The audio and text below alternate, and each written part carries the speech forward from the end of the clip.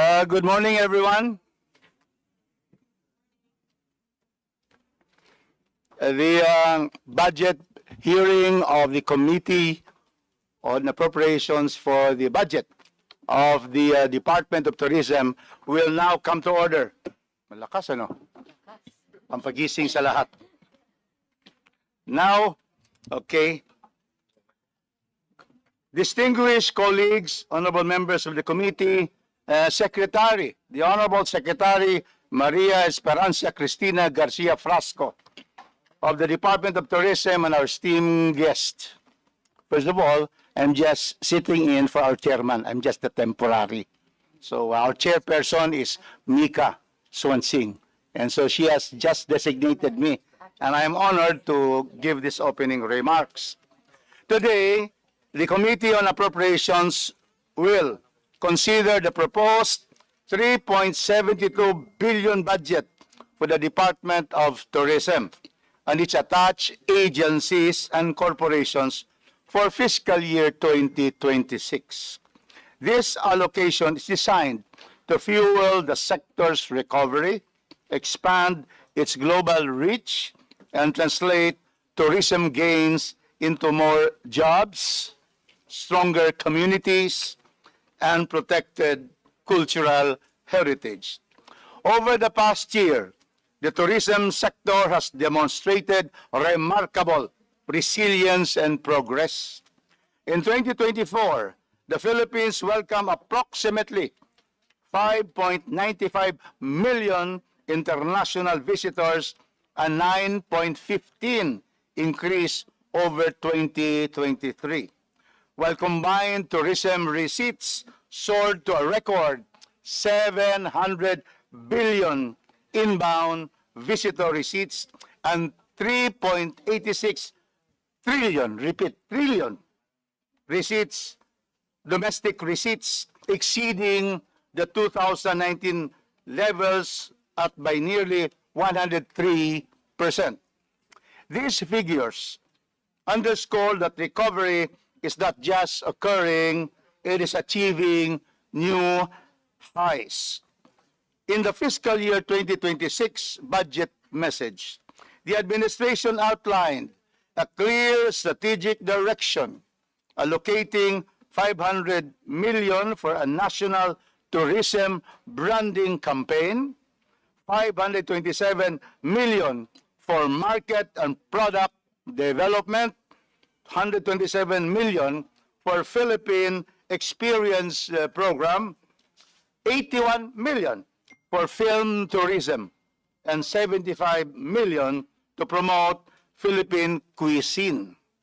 These initiatives are designed to elevate our country's image, diversify our tourism offerings, and deepen visitor engagement.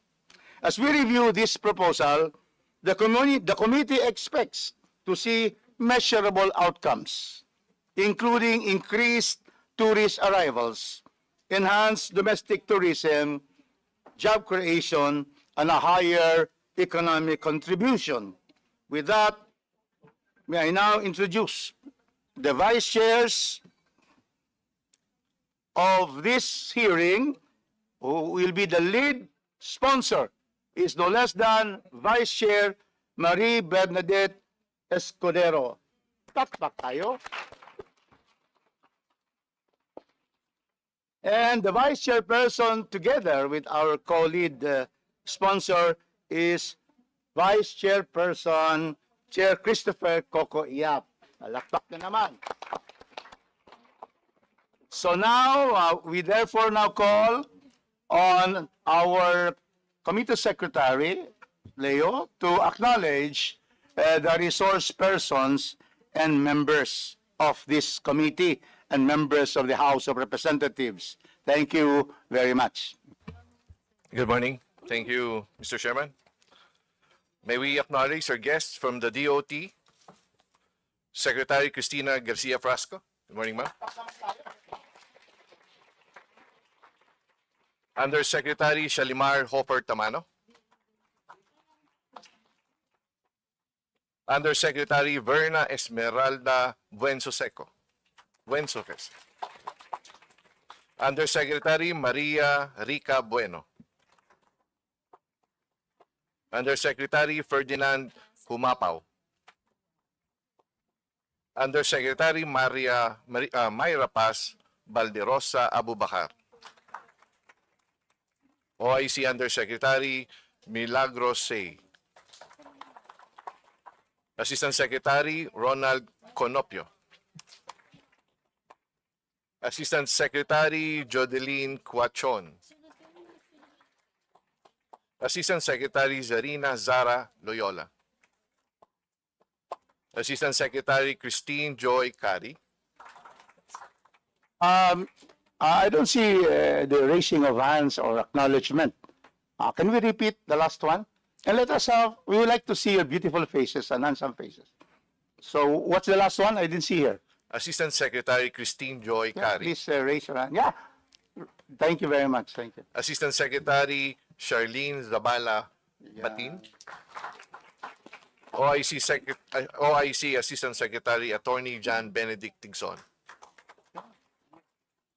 And from the Intramuros Administration, the Administrator, Attorney Joan Padilla. From the National Parks Development Committee, Deputy Executive Director Jezreel Gayos Apilar. From the Philippine Commission on Sports Scuba Diving, Executive Director Marco Angelo Ancheta. From the Tourism Promotions Board, Chief Operating Officer Maria Margarita Montemayor Nograles. From the Tourism Infrastructure Enterprise Zone Authority, CIEZA, Dr. Mark L. Lapid, Chief Operating Officer. From the Duty Free Philippines Corporation, Chief Operating Officer Patrick Joel Cinco. From the Nayong Filipino Foundation, Executive Director Mary Grace Akak. And from the Philippine Retirement Authority, General Manager and CEO Roberto Sosobrado. May we also acknowledge the following members. Deputy Majority Leader Bong Tebes, and also Vice Chair of the Committee on Appropriations. Deputy Majority Leader Jan Baronda, also Vice Chairperson of the Committee on Appropriations. Deputy Minority Leader Percy Sardanya. Vice Chairperson Bernadette Escudero. Vice Chair Coco Yap. Vice Chair Rufus Rodriguez. Present. Vice Chair Monique Lagdameo. Vice Chair Lalo Matugas. Vice Chair Dale Corvera. Vice Chair Jerry Boy Espina. Vice Chair Roger Mercado. Vice Chair Brian Poe. And members, Representative Elijah San Fernando, Representative Rene Cu, Representative Eliandro Madrona, Representative Duke Frasco, Representative Catherine Goriseta, Representative Van Aumentado, Representative Nathaniel Aducado, Representative Sun Huday Shimura, and Representative Solomon Shungalao. And also we have Vice Chair Agustina Pancho and Representative Salvador Plato. And also may we acknowledge our guest from the CSO, the Philippine Association of Agriculturists Incorporated, Mr. Christian Hilario. That's all, Mr. Chairman. Thank you. Thank you, Comsec Leo. I now turn over the gavel to our presiding officer for this hearing, the Honorable Congresswoman Bernadette Escudero. Thank you. Thank you, Kong Rufus. Tourism Secretary Cristina Garcia Frasco, the hardworking family of the Department of Tourism, our Appropriations Chairperson, Honorable Mika Swansing, and my esteemed colleagues, good morning, everyone. Good morning. Good morning. It is both a privilege and an honor to preside over today's budget briefing of the Department of Tourism. Our task this morning is not only to listen and be enlightened on how the department has utilized its funds and achieved its accomplishments, but also to examine the same so we may ensure that every peso allocated truly redounds to the benefit of our people. Tourism is a cause very close to my heart. In Sorsogon, our local governments work tirelessly to welcome visitors and share the beauty of our province. We make use of digital platforms to showcase our destinations, and I have personally joined this effort by creating vlogs that highlight the places and stories that make our home truly special.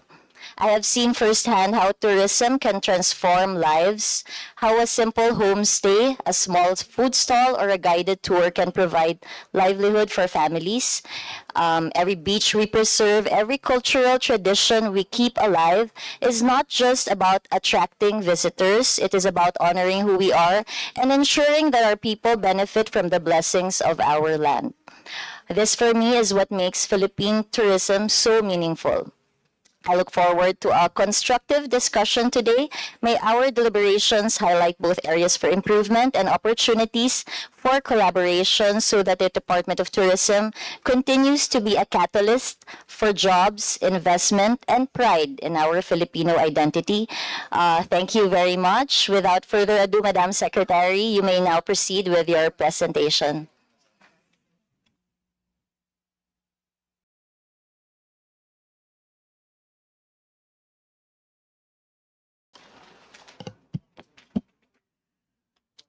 The Honorable Chairperson on the Committee on Appropriations, Congresswoman Micaela Swansing, ably represented by Vice Chairperson Congressman Rufus Rodriguez.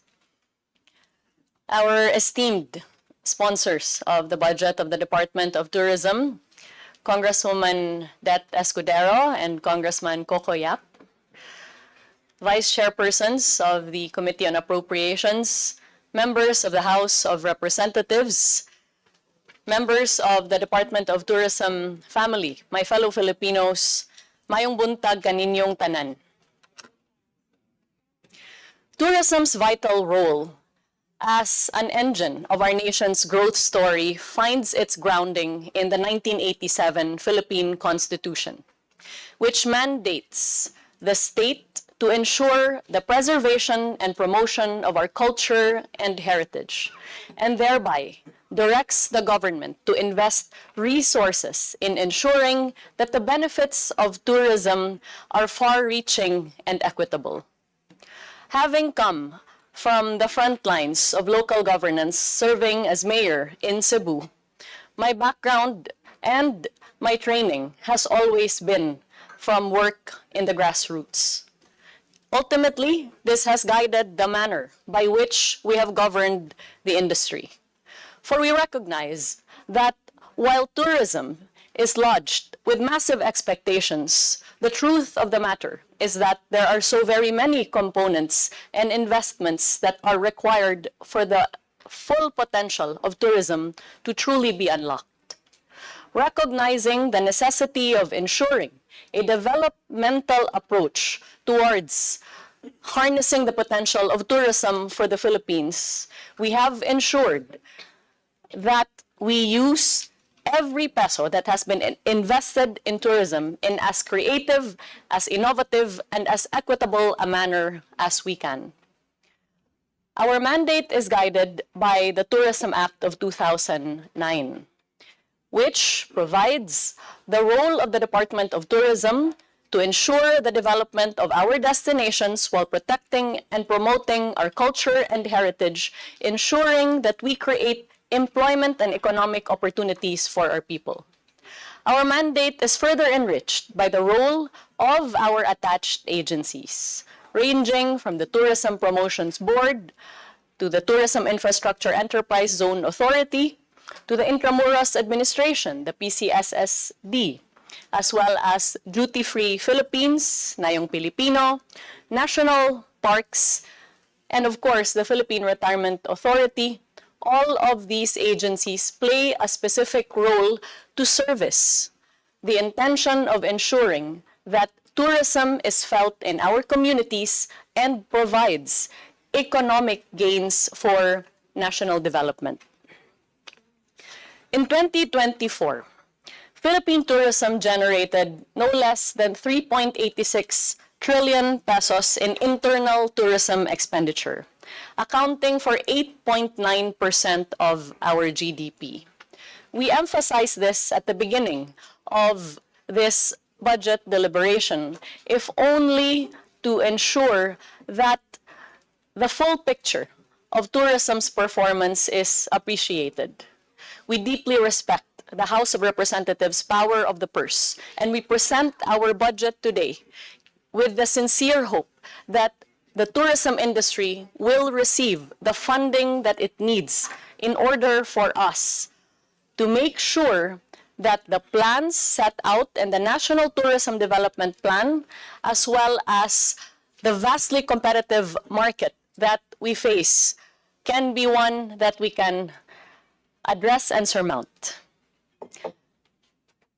The contributions of tourism to our economic performance in the country would indicate that we have now recovered at a rate of 103% from pre-pandemic numbers as far as visitor receipts are concerned. Domestic tourism arrivals remains our anchor of resilience. In 2024, Filipinos made no less than 134 million trips across the country, spending over 3.16 trillion powering our local destinations. This also exceeded our pre-pandemic record of 2019, both in trips and in expenditures. These figures underscore the enduring love of Filipinos for their own country and their vital role in sustaining our local destinations. Our robust domestic tourism market has also shielded the Philippines from external shocks and global uncertainties. The Philippines now leads Southeast Asia in terms of domestic tourism expenditure, accounting for over 1/3 of the region's total. In 2024, domestic tourism was valued at no less than $63.4 billion and is projected to reach no less than $70 billion in 2025. This achievement reflects the scale, diversity, and vibrancy of our tourism economy, underscoring the potential of domestic tourism as a foundation for global competitiveness. On the other hand, international arrivals have shown a remarkable upward trajectory over the past few years. We started at rock bottom, from just 163,000 plus arrivals in 2021. These numbers have surged by 1,519% in 2022, followed by another 105% increase in 2023, and a further increase of 9% in 2024, reaching nearly 6 million arrivals. This steady climb demonstrates the strong recovery of global confidence in the Philippines. It also confirms that our strategies to have a deeper and more engaging experience in the Philippines are bearing fruit, steadily positioning the country in the realm of tourism nations. These gains not only represent statistics, but most importantly, jobs, livelihood, a better life for our fellow Filipinos. Most importantly, tourism is fundamentally about people. And our sector employed no less than 6.75 million Filipinos directly, or about 13.8% of our total workforce in 2024. When we include indirect employment or the induced opportunities derived from tourism, tourism has reached and helped the lives of over 16.5 million Filipinos. Each of these jobs represents a family who can breathe a little easier, deriving income from this sector, which is in much need of investment. Our path forward has been guided by the National Tourism Development Plan approved by President Ferdinand R. Marcos Jr. In crafting the National Tourism Development Plan, we made the effort to conduct a due diligence locally and globally in order to assess the needs of our tourism stakeholders, the lack in terms of infrastructure, accessibility, and connectivity, and the projected demand for the Philippines in time to come. Hence, our strategies are guided by the concepts of connectivity, convenience, and equality. And you can see from the slide that considering the findings of the World Economic Forum in 2021, that the Philippines ranks only at number 75 out of 117 economies in terms of tourism infrastructure. Infrastructure in tourism ranks number 1 in our priorities under the National Tourism Development Plan. To improve connectivity and convenience, we have established 12 tourist rest areas across the Philippines, which provide clean and decent restrooms for our travelers, as well as a pasalubong center to help our small and medium enterprises sell their local goods, a charging station providing convenient amenities for tourists, as well as PWD child-friendly facilities for travelers. The Tourist Rest Area program was born out of a survey conducted among tourists flying the country, which found that their number 1 concern was the lack of clean restrooms. So we did not waste any time and began to address this need. Building on the momentum of the very high demand for tourist rest areas across our local destinations and the very positive reception by our LGUs, we are now on the road to build 100 tourist rest areas across Luzon, Visayas, and Mindanao, strategically located to serve both high-volume destinations and as investments in potential and emerging destinations. This expansion will ensure that every region benefits from tourism infrastructure development. Connectivity, of course, is equally vital. And therefore, we have partnered with the Department of Public Works and Highways in advocating for more investment in tourism roads. Having been a mayor myself, I recognize the necessity of having roads leading to tourism destinations, without which we simply cannot expect tourists to go and discover the wonders of our destinations without such convenient infrastructure. With that, this has resulted in the construction, expansion, and rehabilitation of over 882 kilometers of tourism roads since the beginning of the Marcos administration. I must note, however, that for 2026, there is zero funding for new tourism roads under the budget of the DPWH, and while there is funding for continuing roads, this has significantly decreased. We are also introducing innovative transport solutions to elevate the quality of Philippine tourism to global standards. Hence, we have launched the Philippines' very first hop-on, hop-off bus tours in destinations across Metro Manila. These offer curated routes and easy mobility for our tourists while giving visitors more reasons to explore our capital.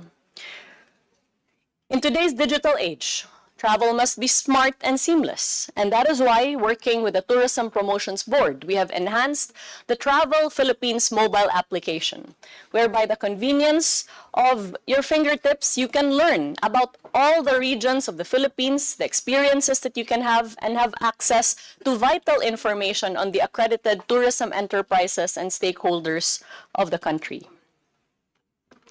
We understand that when tourists go around the country, they would wish to have a sense of safety, comfort, and security.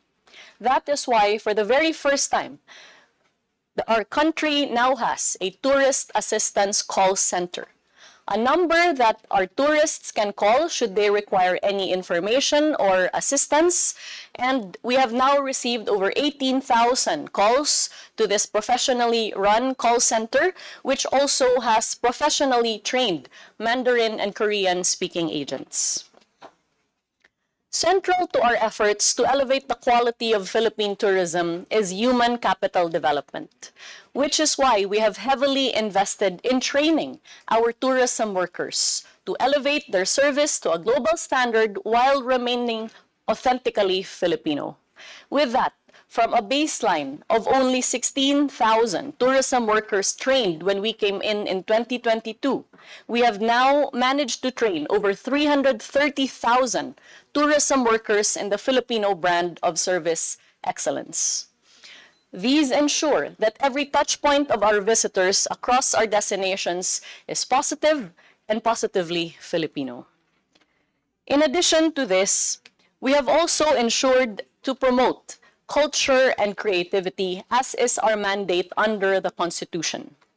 We have completed 12 Philippine experience caravans across 32 provinces, 31 cities, and 51 municipalities, which provides opportunities for our tourism stakeholders, members of the diplomatic corps, as well as our partners in the tourism industry to get to know and to be introduced to the strengths of both well-known and emerging destinations, not just from the strength of their natural heritage, but importantly from their local identity, their traditions, their festivals, their foods, those elements that would make the experience to the destination unique, ensuring higher spending and repeat visits.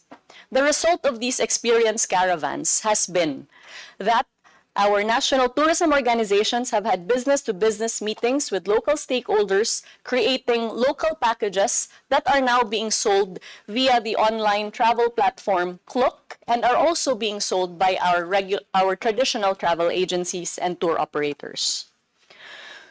In addition to this, we have heavily invested in tourism infrastructure, making sure to crowdsource ideas from our local government units. Hence, the Tourism Champions Challenge was born, where we solicited proposals from LGUs across the country for sustainable, inclusive, and resilient tourism infrastructure. This resulted in the grant of around 255 million in investment from TIEZA, and these projects are now in various stages of construction and procurement, from as far north as Nueva Vizcaya to as far south as Isabela City in Basilan. To proceed, we recognize that halal and Muslim-friendly tourism is one of the fastest growing and highest valued segments of tourism in the world. Therefore, we have made strides towards ensuring the elevation of the Philippines as a halal and Muslim-friendly destination. With that, we have managed to increase our ranking from 12th to 8th, according to the Global Muslim Tourism Index, which has recognized the Philippines as a rising Muslim-friendly destination. We have inked memoranda of agreement with various operators of tourism accommodations and resorts to convert their facilities to become Muslim-friendly, even as we have partnered with both the DTI as well as the private sector to increase the number of halal-friendly offerings in our nation. Food is part and parcel of our culture, and for far too long, Filipino food has been underrated around the world. That is changing. Under the National Tourism Development Plan, gastronomy tourism has been identified as a central pillar of our tourism strategy in order to provide opportunities for our regional destinations to put forth to the global consciousness the diversity and deliciousness of Filipino food. With that, we have mounted various programs to bring the global spotlight on Filipino food, such as the United Nations Tourism Gastronomy Forum, which was held in Cebu. The Terra Madre Asia Pacific will be held in Bacolod in November. And as I am sure you have already heard, the Michelin Guide, the world's most prestigious gastronomy tourism guide, has since announced its arrival in the Philippines. In addition to this, we have already rolled out our Philippine Gastronomy Tourism Roadmap, as well as our Palenque tours to guide LGUs on how to harness the strengths of their community markets. Dive, of course, continues to be one of the country's strongest tourism products, with the Philippines ranking as the world's best dive destination for the 6th year in a row. And therefore, we have launched the Philippine Dive Experience. We have invested in hyperbaric chambers across our dive destinations to address diver safety. And we have also ensured the sustainability of these dive destinations through partnerships with the private sector and our presence in various dive expos around the world. The Philippines is steadily carving its place in the global map of sports and golf tourism. Through this, we have launched the Philippine Golf Experience, where we gathered international and local golfers to showcase our over 100 world-class and competitive courses around the country, as well as unique hospitality. We have threaded this not just with a leisure experience of golf, but also with cultural and gastronomic experiences as well. From golf, we have also supported various other sports tourism initiatives such as surf, basketball, volleyball, ensuring that sports creates legacies of inspiration, wellness, and community pride. The Philippine cinematic landscapes have long inspired global producers, and we are building on this strength by offering fiscal incentives and positioning the Philippines as a premier film tourism destination. We have engaged Hollywood to Bollywood by meeting with various producers as well as potential investors in film tourism in the country. The Philippines wishes to reclaim its position as a premier MICE destination, and that is why we have also made efforts together with the Tourism Promotions Board to host high-level global events to bring together business leaders, professionals, and innovators from around the world. The diversification of our tourism portfolio is producing measurable economic returns. In 2023, dive and marine sports generated over 182 million, education and volunteerism over 54 million, health and wellness nearly 500 million, and cruise tourism nearly 90 million. By 2024, these gains expanded further. These results prove that broadening our product base strengthens our resilience as well as opens new markets. Tourism today is driven by experiences rather than destinations alone, which is why we emphasize offerings like English as a second language, cruise, heritage, wellness, enriching our portfolio while broadening our global appeal. These experiences go beyond sightseeing. They're opportunities for meaningful connection with our destinations. Seeing the robust growth of domestic tourism, we have also invested heavily in the potential of our regional destinations, which is why, together with the regional offices, we have continued to mount tourism expos that bring together stakeholders both from the national, regional, and local front, such as the Central Philippines Tourism Expo, North Luzon Tour Expo, and the Mindanao Tourism Expo. The Department of Tourism has also made sure to engage our global counterparts in order to increase collaboration as well as yield tangible results. Most tangible of which is our recent partnership with India, which now has a reciprocal arrangement as far as visas are concerned, with the Philippines offering visa-free travel for Indian nationals coming to the Philippines, and India offering free e-visas for Filipinos going to their nation. We're also eager to welcome the very first Delhi to Manila flights in October. In addition to this, we have also partnered with other markets such as Korea and Japan, facilitating new routes for connectivity from these destinations. And we have collaborated with Thailand to promote a two-country, one-destination arrangement, sharing best practices in tourism. Under the leadership of President Ferdinand R. Marcos Jr., the Philippines is showcasing its rich heritage and culture at Expo 2025 in Osaka. Our pavilion has been crafted with pride and purpose and is the centerpiece of Filipino artistry and creativity. As Commissioner General, the Department of Tourism has worked with the Tourism Promotions Board in ensuring that we present our country's best foot forward. The Philippine Pavilion is now one of the most well-loved and most visited pavilions in Osaka, generating over 800,000 guests in just a few months of existence. Tourism is, of course, a shared responsibility, and the private sector has been our indispensable partner. We have been relentless in inking various collaborations with airlines, hotels, digital platforms, financial institutions in order to expand tourism opportunities. By combining public policy with private sector innovation, we amplify results for the tourism sector.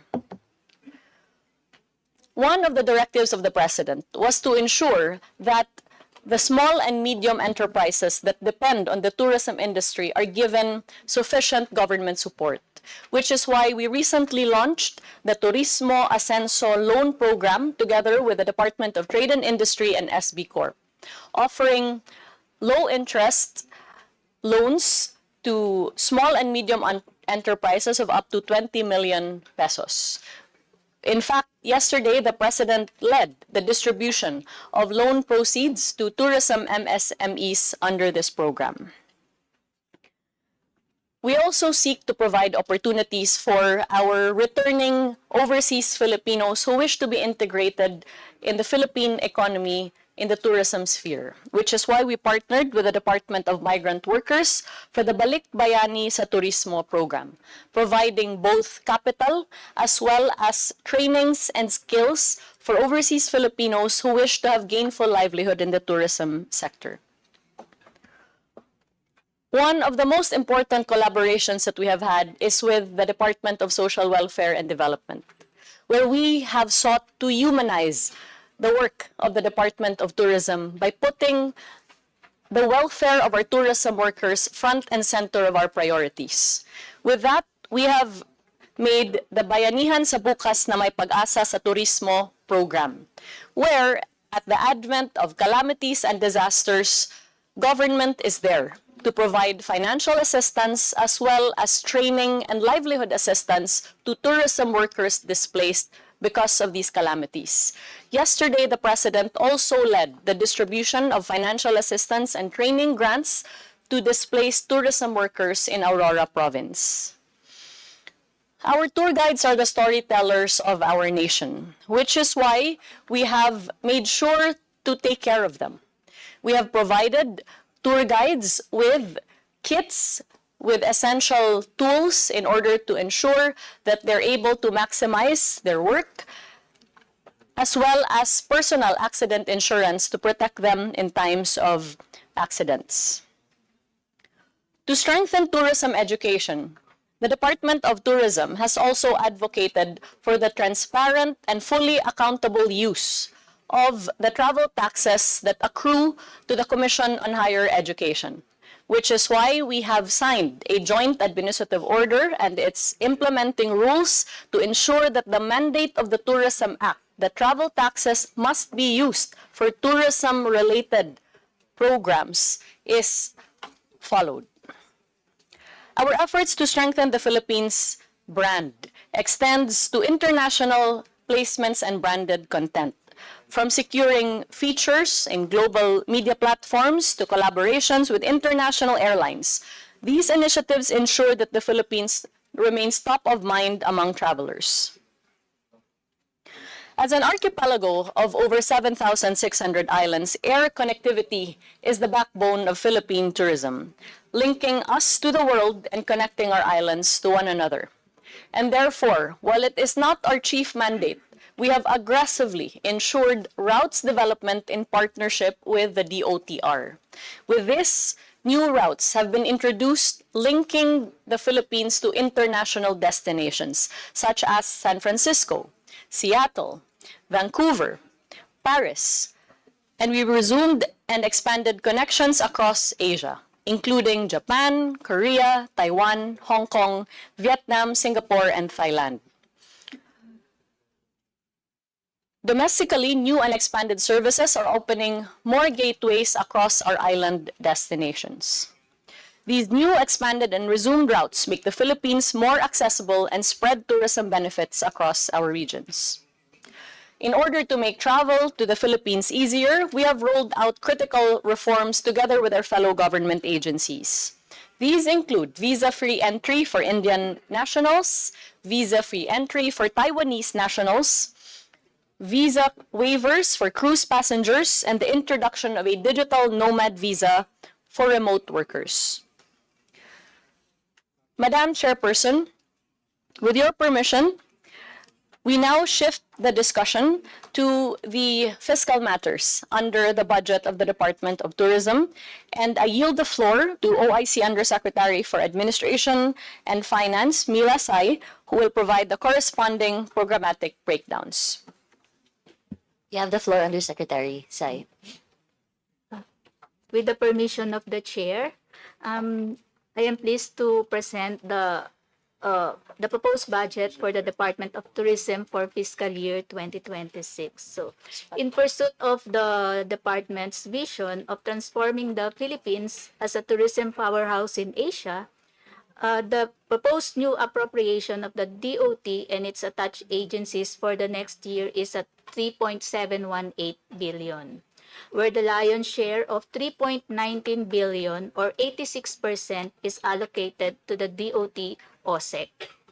IA will have an allocation of 159 million for a share of 4%, NPDC with a share of 9% and PCSSD with 1% will have 320 million and 44.9 million respectively. Next slide, please. Flash before you are the breakdown of the proposed budget by agency and allotment class, where notably, maintenance and other operating expenses constitutes 69% of the appropriation, followed by personal services at 23%. Capital outlay, on the other hand, is at 7% or about 247.6 million.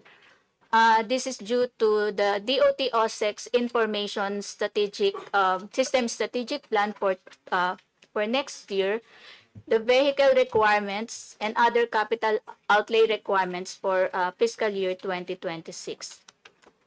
The net for 2026 indicates a total decrease of negative 4.6% in budget appropriation as compared to our 2025 GAA.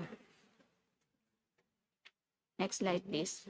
The total proposed appropriation based on the NEP for DOT OSEC is at 3.193 billion, where the Market and Product Development Program will get the bulk of its budget, followed by the General Administration and Support. Moving on to our fiscal and financial performance for 2024, the DOT received 3.07 billion, of which 2.67 billion was obligated, translating to an 87% utilization rate. More importantly, these resources delivered concrete results across our major programs. Under tourism policy formulation and planning, targets were exceeded due to the increased development of national and local tourism plans and the higher demand for technical assistance, which were requested from both LGUs and non-LGUs. This included requests for site assessments, statistics training, and support in crafting local tourism development plans. For the tourism industry training program, the overachievement was largely driven by the implementation of the Filipino brand of service excellence, which required extensive nationwide training. Some programs were also co-organized with industry stakeholders further expanding the number of training activities conducted and participants reached. For standards development and enforcement, the increase in accredited enterprises was attributed to the intensive campaigns targeted toward accreditable establishments and tourism frontliners. High levels of compliance were also observed among accredited establishments, resulting in strong performance against targets. Finally, in market and product development, overperformance was driven by the conduct of more product development initiatives, trade development activities, and consumer activations than originally targeted. These efforts resulted in higher than expected accomplishments and expanded the DOT's reach in both local and international markets. For the next slide, as of June 30, 2025, the DOT OSEC obligated 1.32 billion out of its 2.48 billion allotment, or 53% BUR, which is the highest mid-year utilization in DOT's history, with an overall disbursement rate of 62%. The performance varies across major programs, reflecting the design and timing of activities. For the Program of Tourism Policy Formulation and Planning, the obligation rates stood at 29%, primarily due to the ongoing procurement of ICT investments under our ISSP, such as the Document Management System and Learning Management System, which are scheduled for completion within the year. The Tourism Industry Training Program posted a 48% obligation and a strong 77% disbursement rate, showing quick fund turnover in support of capacity building activities nationwide. The Standards Development and Enforcement Program likewise performed efficiently with a 59% obligation rate and an 82% disbursement rate, underscoring steady flows for accreditation and monitoring functions. The Market and Product Development Program, which carries the largest share of the budget, registered a 58% obligation and a 49% disbursement. This reflects the phased rollout of major promotional campaigns synchronized with domestic and international market schedules, with higher disbursements expected in the second half of the year. And finally, the locally funded projects recorded the highest obligation rate at 89%, with disbursements to follow as project milestones are completed. Overall, these figures indicated the natural pacing of procurement-intensive and market-driven activities. The department has adopted measures such as early procurement planning and tighter coordination with partners to ensure that by year-end, obligations and disbursements accelerate in line with the scheduled project completions.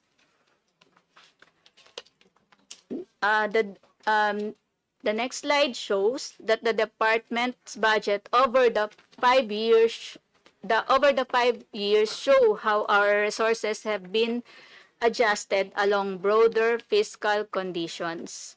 From 2.19 billion in 2020, allocations went down in 2021 and 2022, primarily due to the pandemic, reaching a low of 1.59 billion. By 2023, the budget slightly improved to 2.43 billion, largely because of the 1.27 billion branding allocation that allowed us to relaunch the Philippines in international markets after borders reopened. However, in 2024, appropriations dropped again to 1.98 billion, or 19% lower than the previous year, with branding support reduced to only 200 million. This limited the momentum of our international promotions, even as the department maximized every peso provided. At the program level, market and product development still carried the biggest share, though at much reduced levels by 2024. Meanwhile, the policy and planning program rose to 787 million, reflecting support for ICT requirement of the DOT, while training and standards remain modest but fully utilized to sustain capacity building and accreditation. Despite these challenges, the department has shown high absorptive capacity, ensuring that limited budgets are consistently translated into tangible accomplishments for the tourism sector. The next slide will show the DOT OSEC comparative obligation rate from fiscal year 2020 up to 2024. The obligation rates across programs is generally high from 2020 to 2024. In fact, by 2023 and 2024, most programs posted near perfect obligation rates, 99% in tourism industry training, 100% in standards development and enforcement, and 98% in market and product development. Locally funded projects also reached 100% in 2024, ensuring that resources provided were fully committed to priority initiatives. For the next slide, recognizing that effective budget utilization is crucial for ensuring efficient use of financial resources, the DOT have continued to work hard towards fully utilizing our budgets in order to achieve the objectives of our programs, activities, and projects. For DOT OSEC in particular, as of August 27, 2025, utilization has already reached 60%. This reflects the department's stronger absorptive capacity and sustained reforms in procurement and financial management. Building on our recent full-year performance in 2023 and 2024, we are confident that utilization for 2025 will remain on track to close strongly by year-end. With respect to the budget of the three attached agencies under GAA, the attached agencies are prepared to present the details should the members of this honorable committee require the same. So, moving forward, for the next slide, over the past several years of our DOT branding campaign budget, it has fluctuated significantly.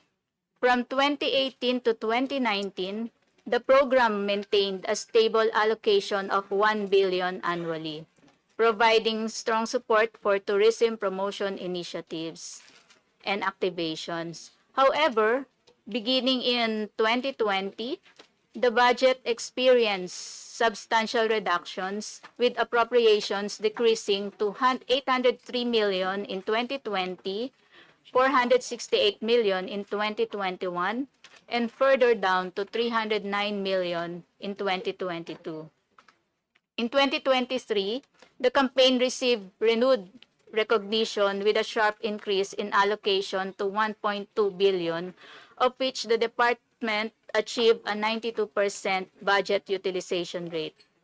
Underscoring the importance of revitalizing the Philippine tourism brand in the post-pandemic period. This momentum, however, was not sustained as the budget fell to 200 million in 2024.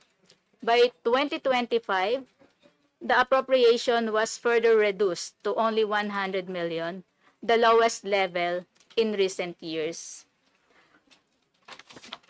So the trend in the branding campaign budget from 2023 to 2025 illustrates a sharp and sustained decline in resource allocation.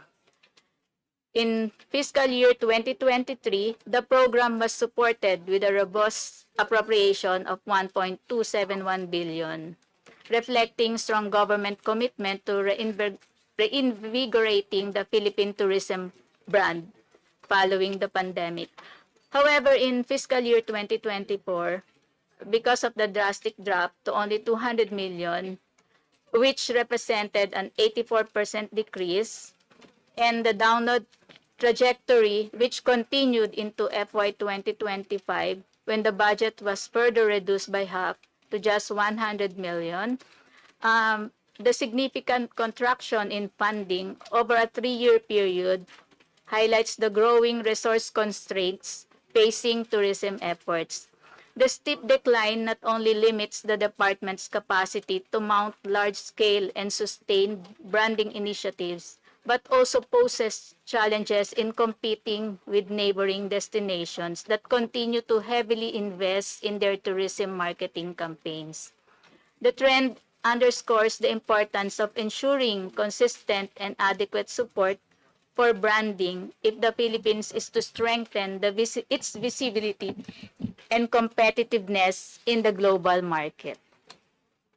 So, for the next slide, the Philippines tourism budget for 2024, comparing it to our ASEAN neighbors, stood at US dollars 52.10 million, or about 2.99 billion pesos, significantly lower compared to its ASEAN neighbors. Singapore allocated the highest at US dollars 431.42 million, or about 24.75 billion, followed by Malaysia at US dollars 262.87 million, or 15.08 billion pesos. Indonesia at US dollars 234.36 million, and Thailand at US dollars 167.90 million. Likewise, Vietnam has a budget of US dollars 147.92 million, or about 8.48 billion. These figures show that our neighbors are investing 3 to 8 times more than the Philippines in tourism. This comparison underscores the disparity in resource allocation across ASEAN countries, highlighting the challenges faced by the Philippines in competing with regional destinations that consistently invest larger budgets in tourism promotion, product development, and global marketing. Despite these limitations, the DOT continues to deliver impactful programs and initiatives, maximizing available funds to sustain the country's visibility in the global market. With stronger support, the Philippines can unlock even greater global competitiveness. And with the kind indulgence of the good chairperson, permission to yield the floor back to the Secretary. Madam Secretary, you have the floor. Thank you, Madam Chair. The story of the Philippine tourism industry has been one of resilience amidst struggle, resourcefulness amidst fiscal limitations, and the resolve to remain a source of hope for millions of Filipinos. And yet, tourism gives excellent value for money if you come to think of it. In 2024, every peso invested in the sector generated 5.50 pesos in returns in visitor spending. When benefits are compared with costs, the benefit-cost ratio comes out at 5.5. This means that for every peso invested in tourism, the economy generated, representing returns through visitor spending and related activities. These figures confirm that tourism is not just a recovery story, but a high-yield economic driver, with strong multiplier effects that justify continued and expanded investments in infrastructure, promotion, and human capital development. Tourism has ceased to just be about leisure. Tourism is about livelihood. Tourism is about nation building. And with the support of the House of Representatives, we can ensure that Philippine tourism not only welcomes the world to our shores, but ensures that we are head and shoulders competing with our neighbors with the right resources, delivering lasting opportunity and hope for the Filipino people. Daghang salamat kaninyong tanan. We are prepared to answer any questions that this committee may have, and our attached agencies are also prepared with their own presentations.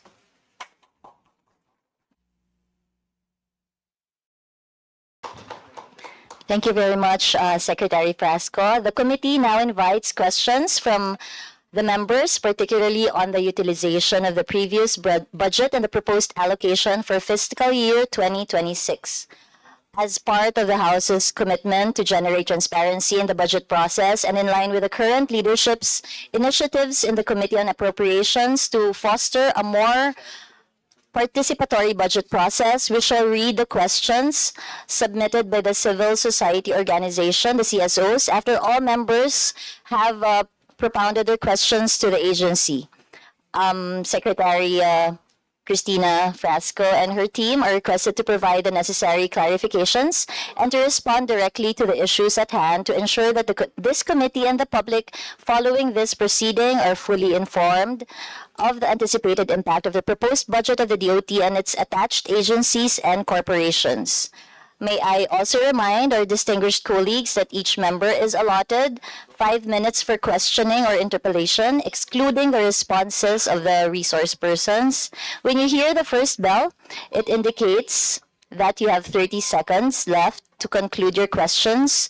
The second bell signifies the lapse of your allotted time. And in accordance with the long-standing and respected tradition of the House of Representatives to accord preferential treatment to the minority members, followed by the independent and majority members in an alternating manner, the chair now recognizes from the minority, Honorable Representative Rene Co. You're recognized, Madam. Thank you, Madam Chair, and good morning to the Department of Tourism that's here today. We appreciate the presentation that you gave, and of course, it's noted doon yung 2023 budget for branding, no? This is previously na-news na rin po, no, kung saan there's a 1.27 billion budget for the branding campaign program, of which 1.257 billion went to advertisements. Nakita naman po dito sa slides kanina, the drastic difference between the 2023 branding budget as compared to the 2024 and then the 2025 now. Can I ask po, can we have a breakdown of the budget that was used in 2023? How much po went to the ad agency?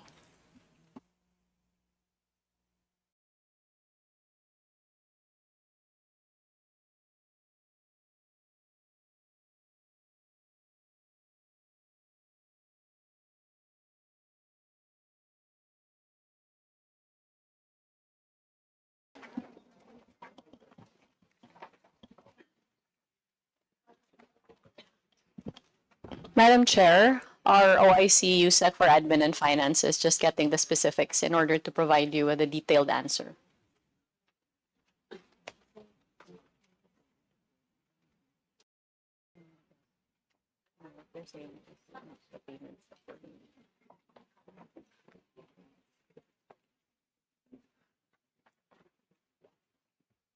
Can you tell them the breakdown?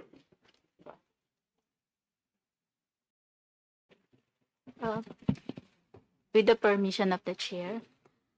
For 2023, for the branding budget, we have allotted for local media planning and buying and placements around 150 million. For international media planning, buying and placements, international PR, and international marketing was allotted 520. And then the international media campaign activation, for country brand development local, it's 114. And for the rest is accounted for by support to operations and other PAPs like the tourism website, the DOT hotline, and the branding of tourism products. Madam Chair. Thank you. So, but yung question po is, may napunta po ba sa ad agency? In previous budget allocations po kasi, ang naka-note po doon is 1.257 billion went to advertisements. So, are you saying po that this budget breakdown on local international planning, all this went to the ad agency?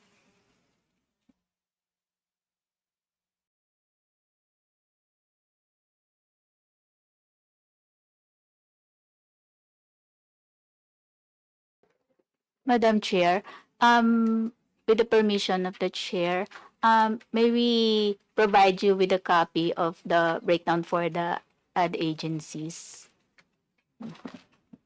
Okay, thank you. We would appreciate a copy of the breakdown of the budget because we also note that in that same year, dun po lumabas yung use of stock footage or stock footage sa isang video po, which the DOT Sec said that after that came out, you terminated the contract with DDB Philippines and confirmed that though you're retaining the use of the slogan "Love the Philippines," but you did not provide funds because of the use of that video. Can we confirm if this is true po?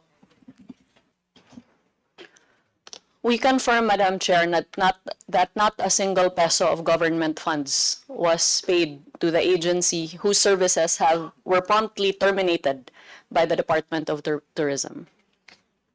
So it goes to show that if the breakdown here provided is correct, there's around 700 million that was used for that 1 billion budget. Last year, nag-request po kayo ng 500 and this year you're using 100. Is there remaining funds for branding that's currently with the Department of Tourism? Ano pong plano doon sa the rest of the budget? Madam Chair, in order that we are not hypothesizing on the utilization, we are prepared to provide you with the actual breakdown of the actual utilization of the 1.2 billion. I've directed my USEC for Admin and Finance to provide that to you forthwith. And as far as the funding of the Department of Tourism of 200 million for 2024, that has been utilized already, and the 100 million that has been devoted for branding for 2025 is now also nearly fully utilized. Okay. Thank you. We would be waiting for that report po, Madam Chair. My next question po is in relation to a concern that is being floated by some of the youth that are residing in what we call tourism centers here in the Philippines, specifically Siargao. So we have an account from Maria Tokong who said that she's losing the sense of security in her community and in Siargao due to the growing presence of Israelis. This is the same po, the account of Sophia Nicole, another youth, who said that Israeli tourists harassed a group of trans women. No? Siargao is supposed to feel like home for these locals, but they are increasingly being driven out of these spaces because of environmental damage, the unruly behavior of tourists, etc. We note, of course, the case of Bali, Indonesia, where tourism gentrification increasingly pushed the cost of living higher and pushes away these locals. So my question po, given the policy that is being driven here, which is to showcase culture and promote tourism in local communities, how can we ensure that our tourism policies don't push away po yung mga locals away from their communities and ensure that their conditions remain livable in their areas po?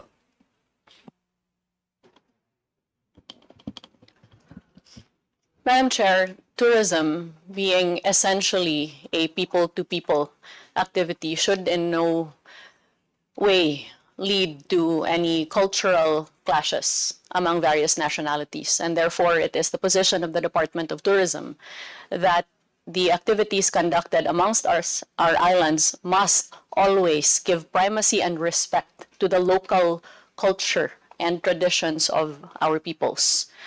With that, and having been in receipt of reports similar to the ones that you highlighted, we promptly directed our regional director, who is present here today and can provide further information, to coordinate with the local government unit as well as to liaise with the local communities in order to provide assistance as far as cultural sensitivities are concerned. In addition to this, in the farewell call that was done by the former ambassador of Israel to the Philippines, Ilan Fluss, I also personally raised these concerns with him, and he received it positively in a sense that he committed that his embassy will carry out the necessary measures to discuss the same with the individuals of Israeli nationalities involved. Madam Chair, is there a commitment that can be made by the Department of Tourism that should similar incidents arise, no? Bilang ayaw nga natin yung cultural clashes, that your agency will be on top of addressing paano ma-ensure that these communities will not be pushed away from the communities that they're locals of. We are committed to fully comply with our mandate to protect the culture and heritage of our country, and that includes unequivocal respect for our communities. Our Tourist Assistance Call Center 151 Tour is also ready to receive any complaints that locals may have against offending visitors. Madam Chair, my next line of questioning naman po would be also how certain policies would affect local tourism naman. In this case po, these complaints come from San Juan, in La Union, where they report that Prime Water's bad service affects local tourism because yung pagkakaroon ng pagtigil ng tubig, etc., as according to the former president of San Juan Resort Restaurant Hotel Association, makes it difficult for them to maintain yung kanilang operations. They have to pay 40,000 pesos per month just to look for water alternatives, just to pay for water even though hindi naman sila nakakuha, which affects the mandate Can of you please wrap up? Thank you very much. Yes po. So the last question would be, how do we ensure po the quality water for communities catering to tourists? What would be your response po, given that these kinds of policies are affecting tourism?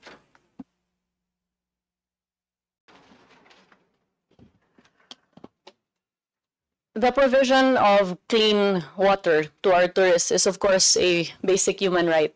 And therefore, the Department of Tourism is of the position that this must be readily available across our destinations.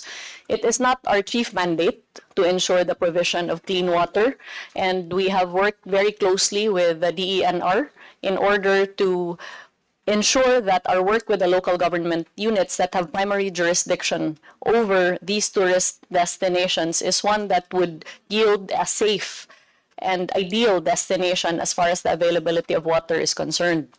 On the other hand, the Department of Tourism's attached agency, the Tourism Infrastructure Enterprise Zone Authority, does provide infrastructure assistance to island destinations in need of intervention such as wastewater treatment, septage treatment, and the provision of quality water. So we would be happy to receive any request from the local government unit to address this situation, even as we recognize that this is a private entity that is running the water system in that particular LGU. So I would yield the more specific answer to that question to the holder of the water concessionaire, Madam Chair.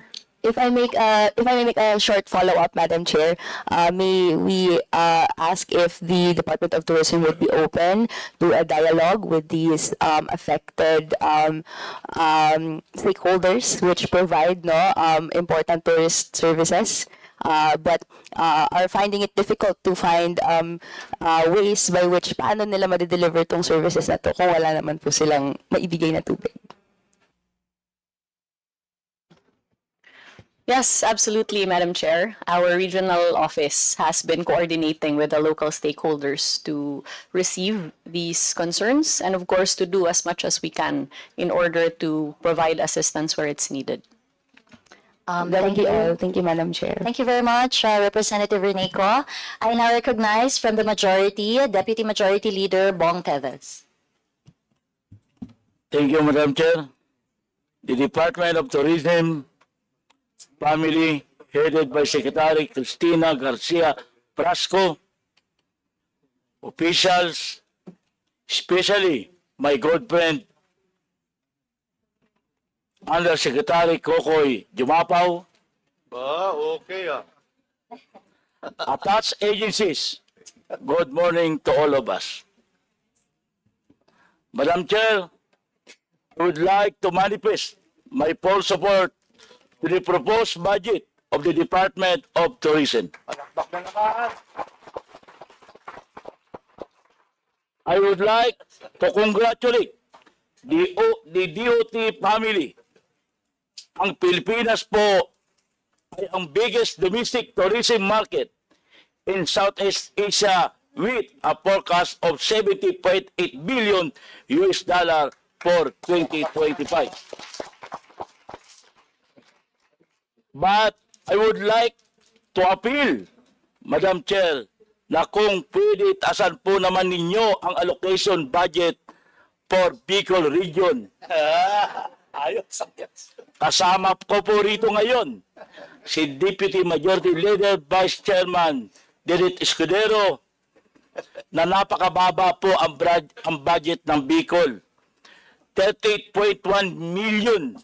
Kailangan po natin itong dagdagan kung kinakailangan. Ang Bicol Region po ay isa rin sa potential dahil alam naman po nating madaming mga turista ang pupunta rito. Isa pa po, Madam Chair, gusto ko lang pong pasalamatan ang TESA Chief Operating Officer, my boss Mark Lapid, for providing a tourist rest area sa aming bayan sa Baras Catanduanes. Sana madagdagan din po ito ng boardwalk dahil alam po ninyo, ang Baras Catanduanes po ay kilala bilang isang surfing destination o tourism capital sa province of Catanduanes. Lastly, I would like to reiterate my full support to the proposed budget of Department of Tourism and if possible, tasan po natin ito. And I also encourage my fellow congressman to support the same. Maraming salamat sa inyo lahat. Galing talaga, Bong. Galing. Thank you very much, Representative Bong Teves, for your manifestation.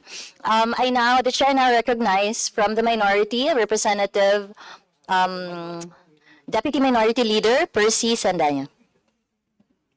Maraming salamat po, Madam Chair. Marami pong salamat sa presentation ng Department of Tourism Family. Magandang umaga po sa atin. For my first set of questions, Madam Chair, I'd like to focus on issues surrounding international arrivals. Earlier in the presentation, highlight po natin yung domestic market, pero alam naman po natin na kadalasan ang lion's share dapat talaga ng income natin sa tourism should also come from international arrivals. In 2024 po, the DOT promised that 7.7 million international arrivals, no? And then the actual number was 5.95 million, a shortfall of 1.8 million or almost 25% below target. And I'd like to juxtapose this with pre-pandemic arrivals in 2019, which reached almost 8.3 million. 5 years na po since noong pandemya, pero we are still far behind. So the question is, isn't this a clear proof that the DOT strategies have failed to bring in the tourism back to pre-pandemic levels? And perhaps this will be also a good reference for the members of this committee for the DOT to be more candid about what were the mistakes in the planning and execution which caused this gap of nearly 2 million tourists target as opposed to actual arrivals?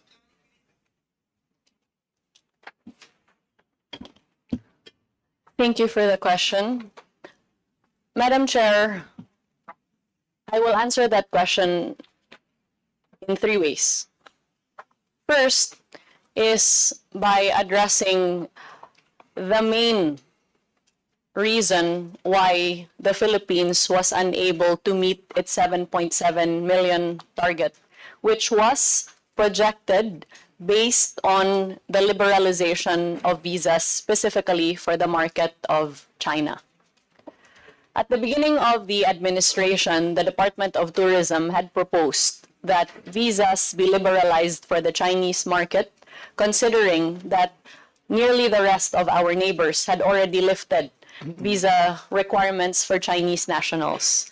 Therefore, the electronic visa program was launched by the Department of Foreign Affairs, and it had projected that they would be able to issue 2 million visas within the span of 1 year at around 8,000 visas per day.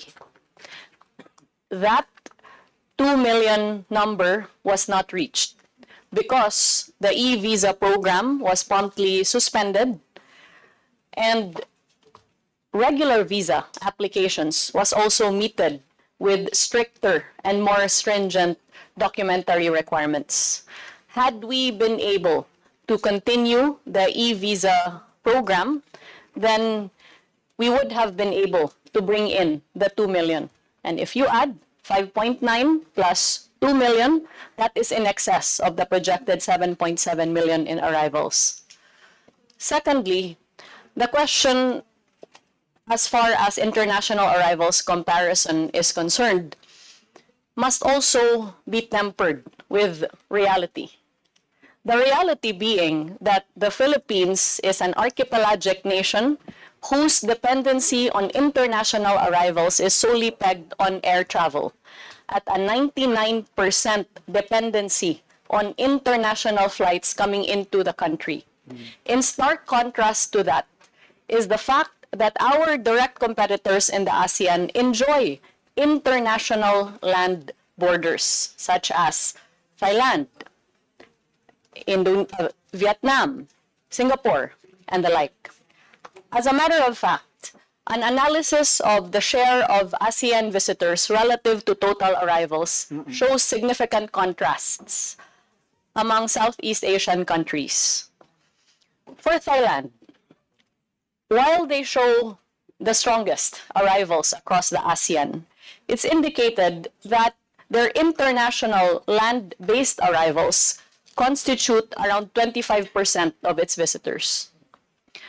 For Malaysia, their dependency on international land border travel, as far as international tourists concerned, is around 43.4%. For Cambodia, their dependency on international land border travel for international tourists is around 63%. In stark contrast to the Philippines' arrivals, where only 8.1% come from ASEAN nations.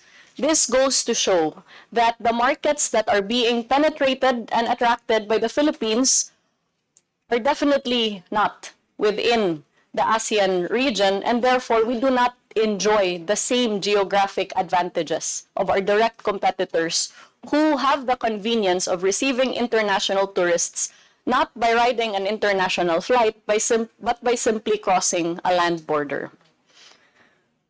Third, in order to fully rationalize the performance of Philippine tourism on international arrivals, we must also provide an analysis of the investments made in the industry for it to be truly globally competitive. A comparison of the budgets of our counterpart departments of tourism amongst our direct neighbors would show that the Philippines' ranking in the ASEAN almost equates our ranking in terms of budgets. Simply put, the lesser you invest in tourism, the lesser international arrivals you will have.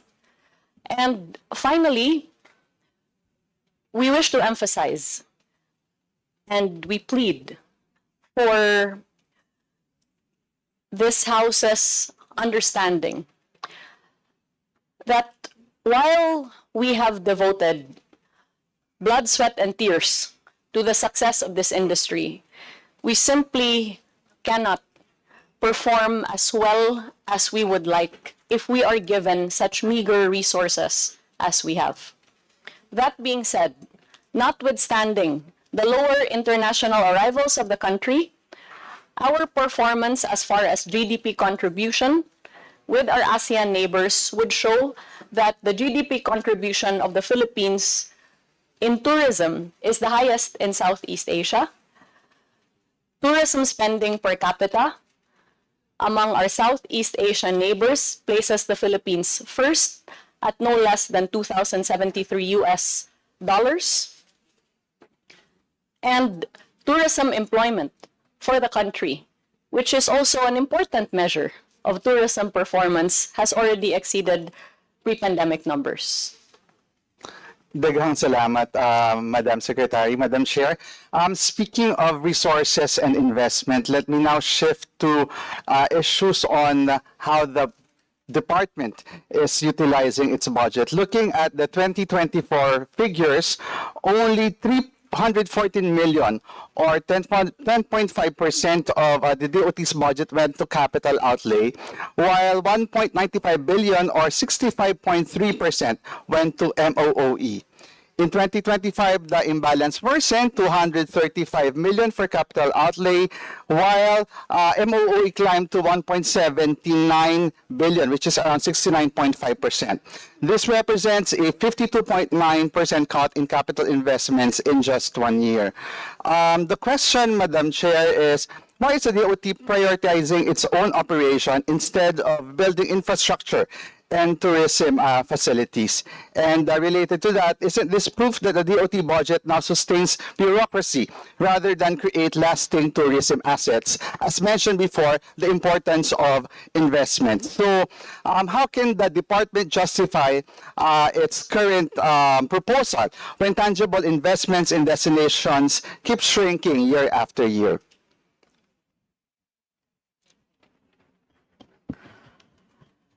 We wish to clarify, Madam Chair, that the Department of Tourism's budget allocation is not for tourism infrastructure, as that is the mandate of the Tourism Infrastructure Enterprise Zone Authority.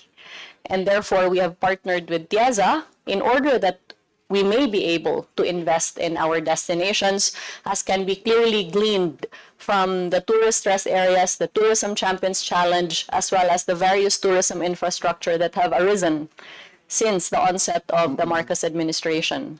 That being said, the capital outlay that has been allowed by the Department of Budget and Management under the auspices of the DOT's budget is limited to investments in its ISSP and nothing else.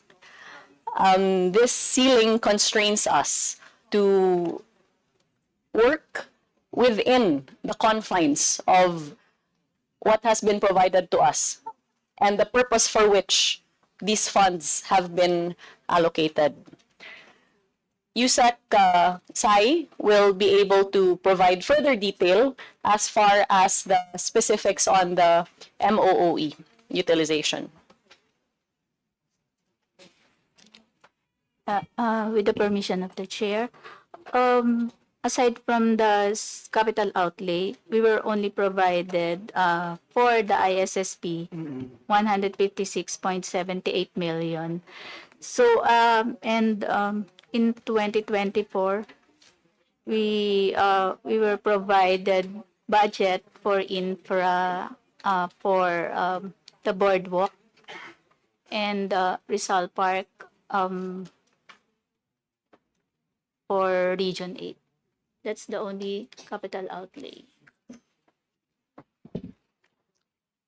Thank you, Madam Secretary. Thank you, USEC. Madam Chair, let me now proceed to issues surrounding personnel and plantilla issues within the Department of Tourism.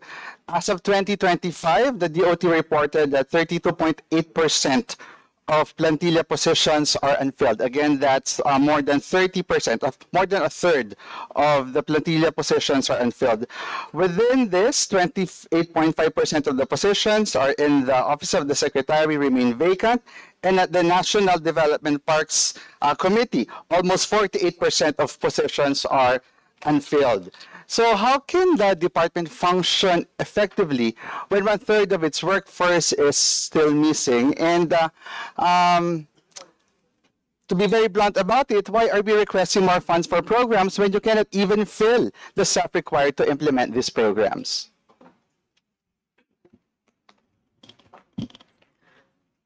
Madam Chair, we deeply appreciate the concern for ensuring that government positions are filled. Priorities must also focus not just on filling positions, but in promoting personnel, especially job order personnel who have served for very many years and are now able to enjoy security of tenure by way of the permanence of their position. With that, as of August 27, 2025, a total of 577 plantilla positions have been filled, representing 73% of the authorized 791 plantilla positions. From 2022 to 2024, there has been a substantial increase in the number of appointments issued. In fact, a growth of approximately 337%. From 58 appointments only in 2022 to 95 in 2023, rising to 196 in 2024. For 2025, a total of 135 appointments have already been issued. This steady increase in appointments is attributed to the Department of Tourism's thrust to regularize existing JO personnel while simultaneously promoting career growth among permanent personnel.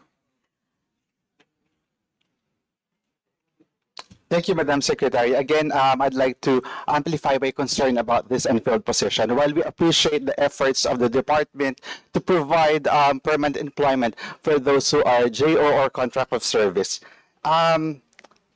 perhaps as a last question, going back to the earlier point about the Love the Philippines campaign, nabanggit po natin kanina na hindi binayaran yung ad agency, pero at the same time, mukhang kailangan din po na accountability within the department. So the question is, sino po sa loob ng department yung na-held accountable for that particular blunder doon po sa ating major tourism campaign?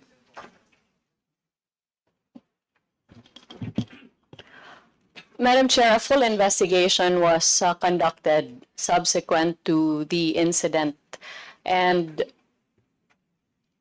the results of the investigation would yield that the contracted ad agency had made misrepresentations as far as the quality and origins of the contents of the video in question. And this then resulted to the immediate termination of their contract with the department, with zero government funds having been paid.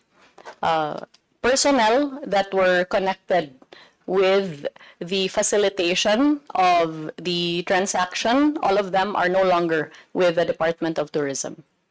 Thank you, Madam Chair, and thank you for the swift action on that particular issue.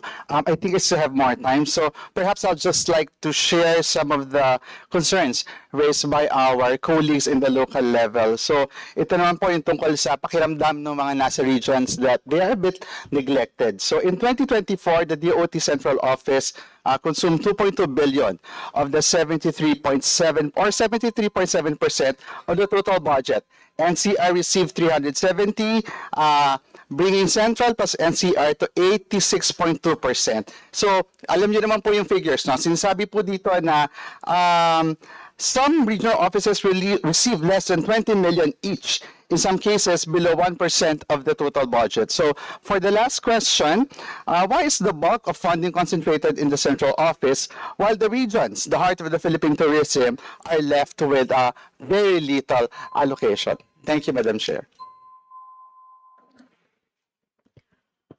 I must confess, Madam Chair, that this is the very first time that I'm hearing that our regions are feeling neglected, because the effort has always been to be inclusive. In fact, in less than 3 years of my tenure as Secretary of Tourism, I have already managed to visit all the regions of the Philippines, including BARM, and also provide concrete programs to various destinations, provinces, cities, and municipalities. That being said, I can confirm that there is not a single region of the Department of Tourism that has been allocated with less than 20 million pesos. And considering the ceilings that are also provided for the regions, what we have made the effort to do is to provide assistance from central office by providing downloads to the regions for the execution of flagship programs upon their jurisdictions with the assistance of central office.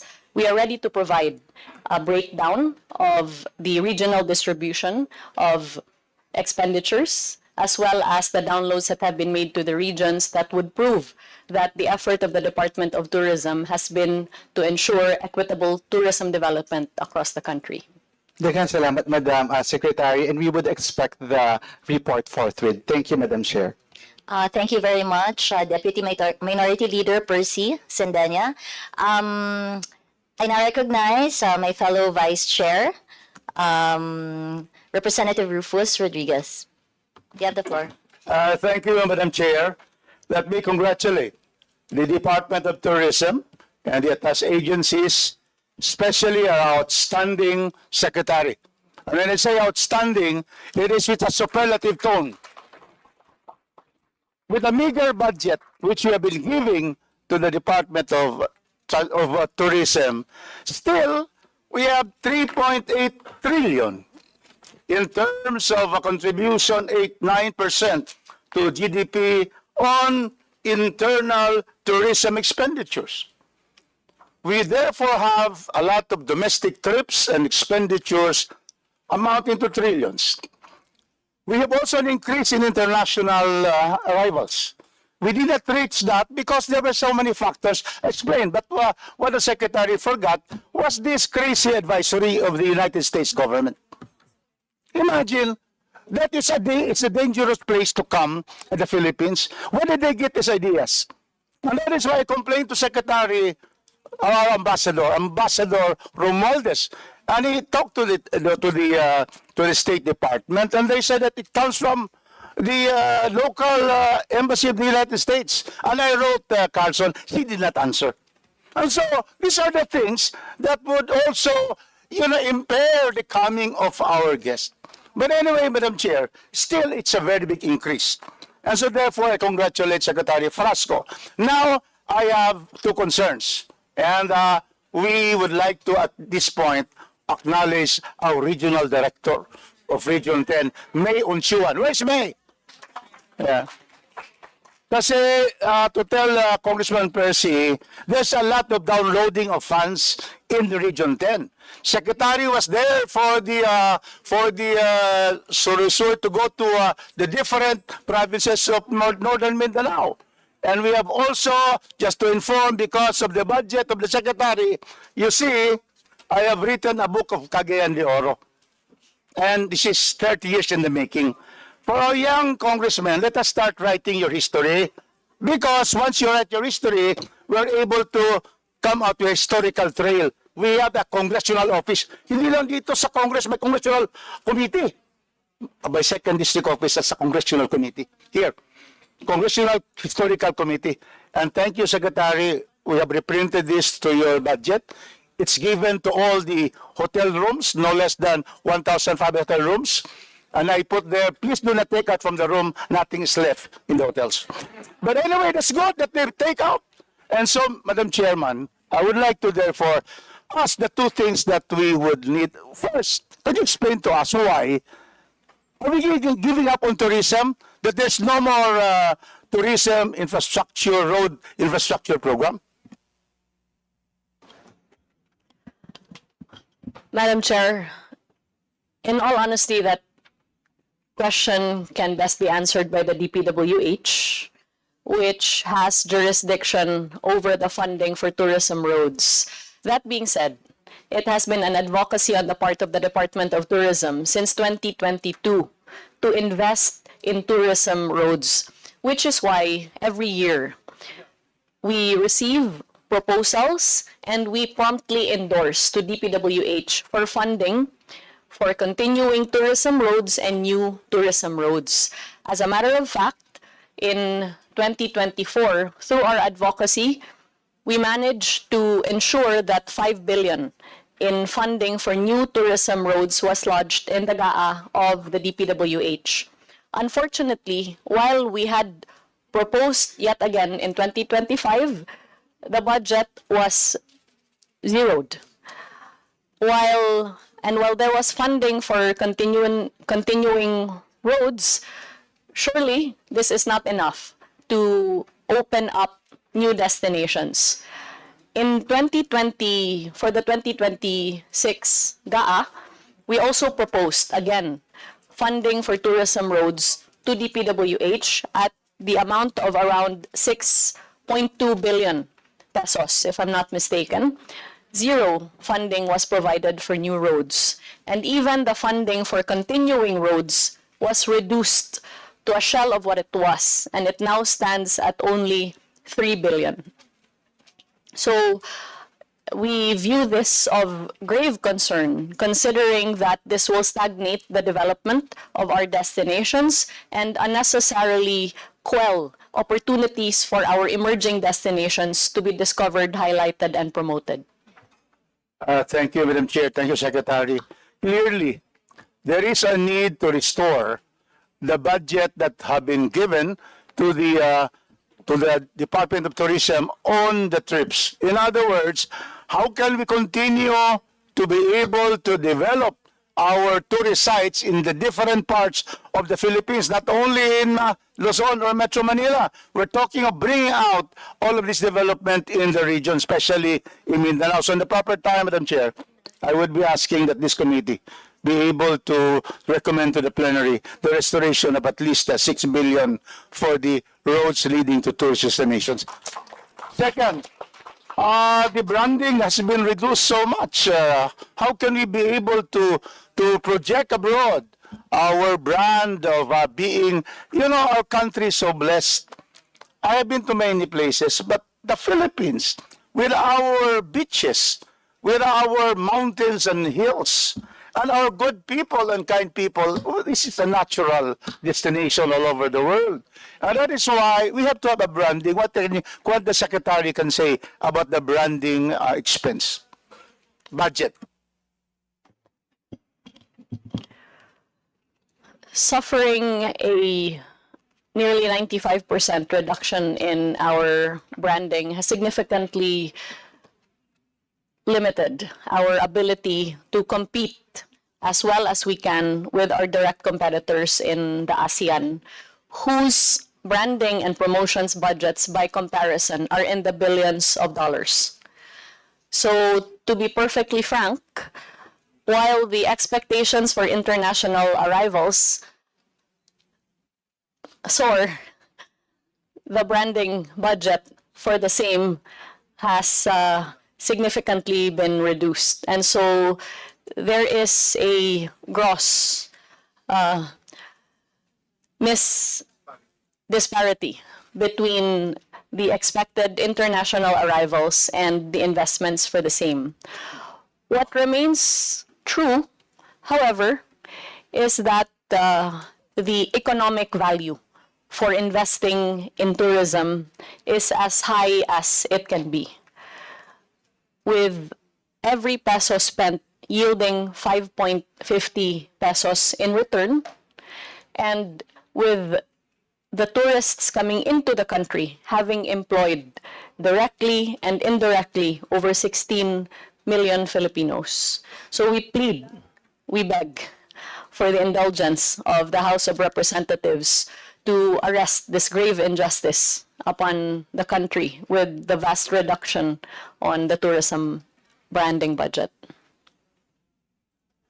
Thank you, Madam Chair. Thank you, Madam Secretary. At the proper time, this representation will likewise move for the increase of the branding budget for the Department of Tourism.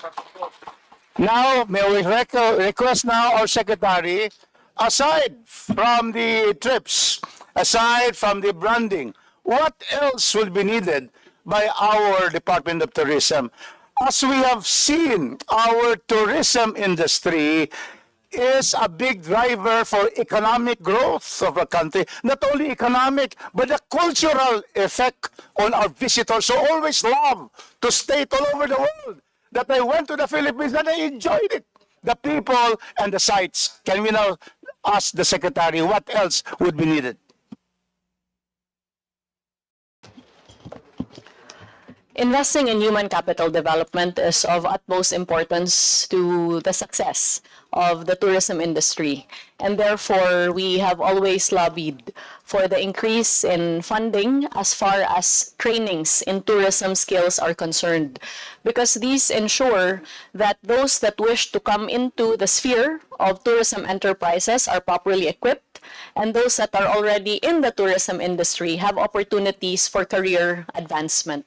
And so it's very important for us for there to be sufficient funding for tourism industry skills development, continued investment in our Filipino brand of service excellence programs, as well as support for our regional offices whose tourism circuits continue to be mounted that focus on heritage, culture, and arts promotions of their specific destinations.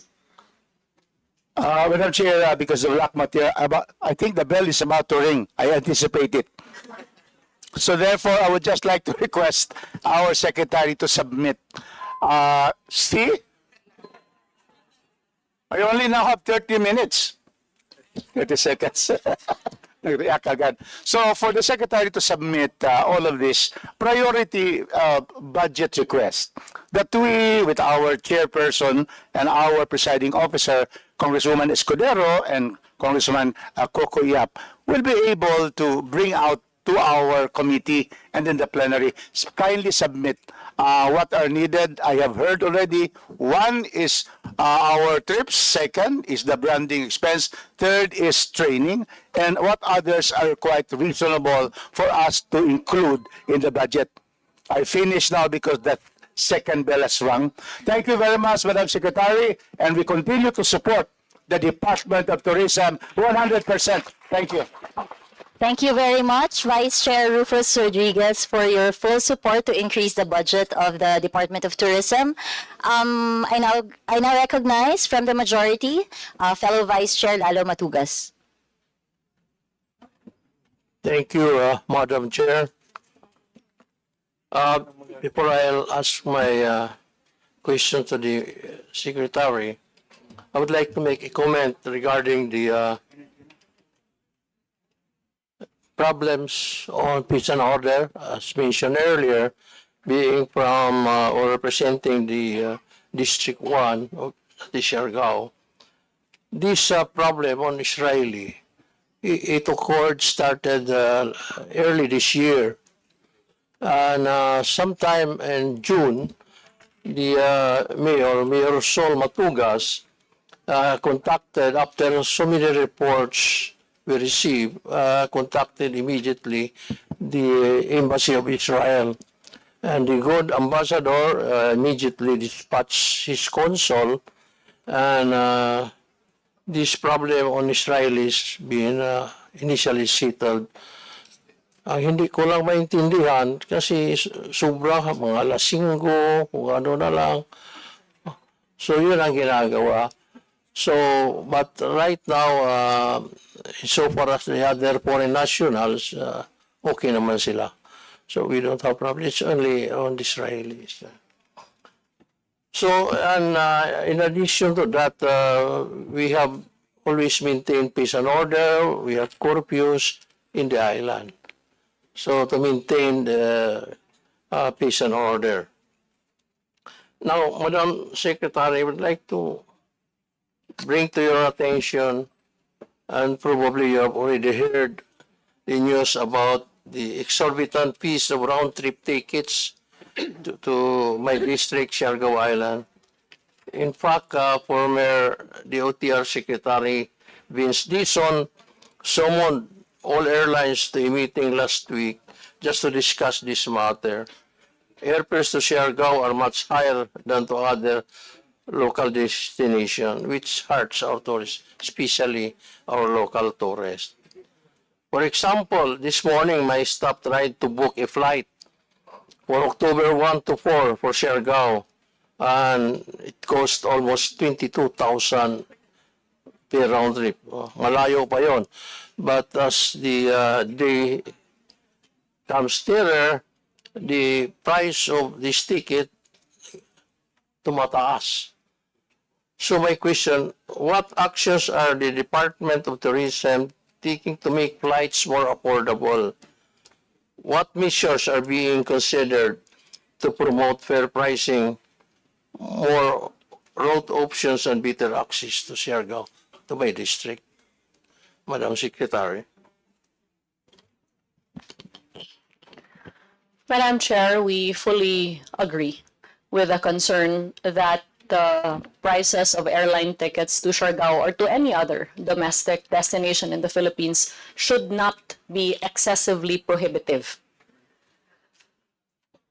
That being said, while we recognize that the airline industry is a deregulated industry, therefore taking much of its operations out of the ambit of government regulation, the Department of Tourism has been very aggressive in coordinating with the Department of Transportation to demand that prices of airfares be rationalized and reduced in order to not affect the competitiveness of our island destinations. I actually attended the meeting that was called by Secretary Vince last week with all of the airlines and propounded our position that the excessive airfares are having a significantly negative impact upon the competitiveness of our island destination. Prior to that, we also convened a meeting between the Civil Aeronautics Board, the CAAP, the DOTR led by former Secretary Vince, as well as our travel agencies, tour operators, and tourism stakeholders, in order to also express their frustrations as far as the fluctuating and excessive airline tickets. With that, the DOT submitted to the Civil Aeronautics Board our request. First, for the publication of the month of the actual prices of these tickets, as well as any add-on charges that they may have. Second, for the Civil Aeronautics Board to exercise its mandate to be able to manage the price ceilings on airline tickets, which is well within their jurisdiction. My understanding is that since the intervention was made initially by Secretary Vince and with the opinions delivered as well by the DOT, Philippine Airlines, for example, has since suspended its highest fares, highest fare classes. Although I pointed out to them that even the third-tier fares are still not as competitive as other destinations.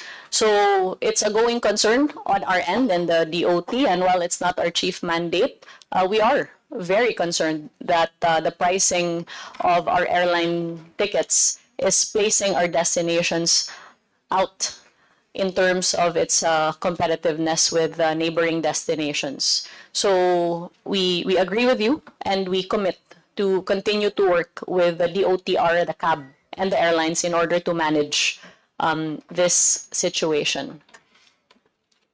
According to some people, it's more cheaper to go to Hong Kong than to go to Siargao. Do we have a specific law that will regulate this pricing? Madam Secretary. As far as I'm aware, Madam Chair, and I just wish to highlight that this is not the mandate of the Department of Tourism. As far as I'm aware, the Civil Aeronautics Board is armed with a mandate to regulate the price ceilings of airline tickets. Second, I think that the deregulation of the airline industry has also taken government's hand out of the commercial operations of airlines, which are now driven by what they call dynamic pricing. Third is the existence of the cabotage law, which prohibits international and foreign-owned operators from providing domestic flights. The confluence of these legislative measures, I think, takes control out of government and almost entirely places it within the hands of the commercial viability of private airline operators. Thank you, Madam Secretary. I go now to digital nomad visa, which the President issued Executive Order number 86.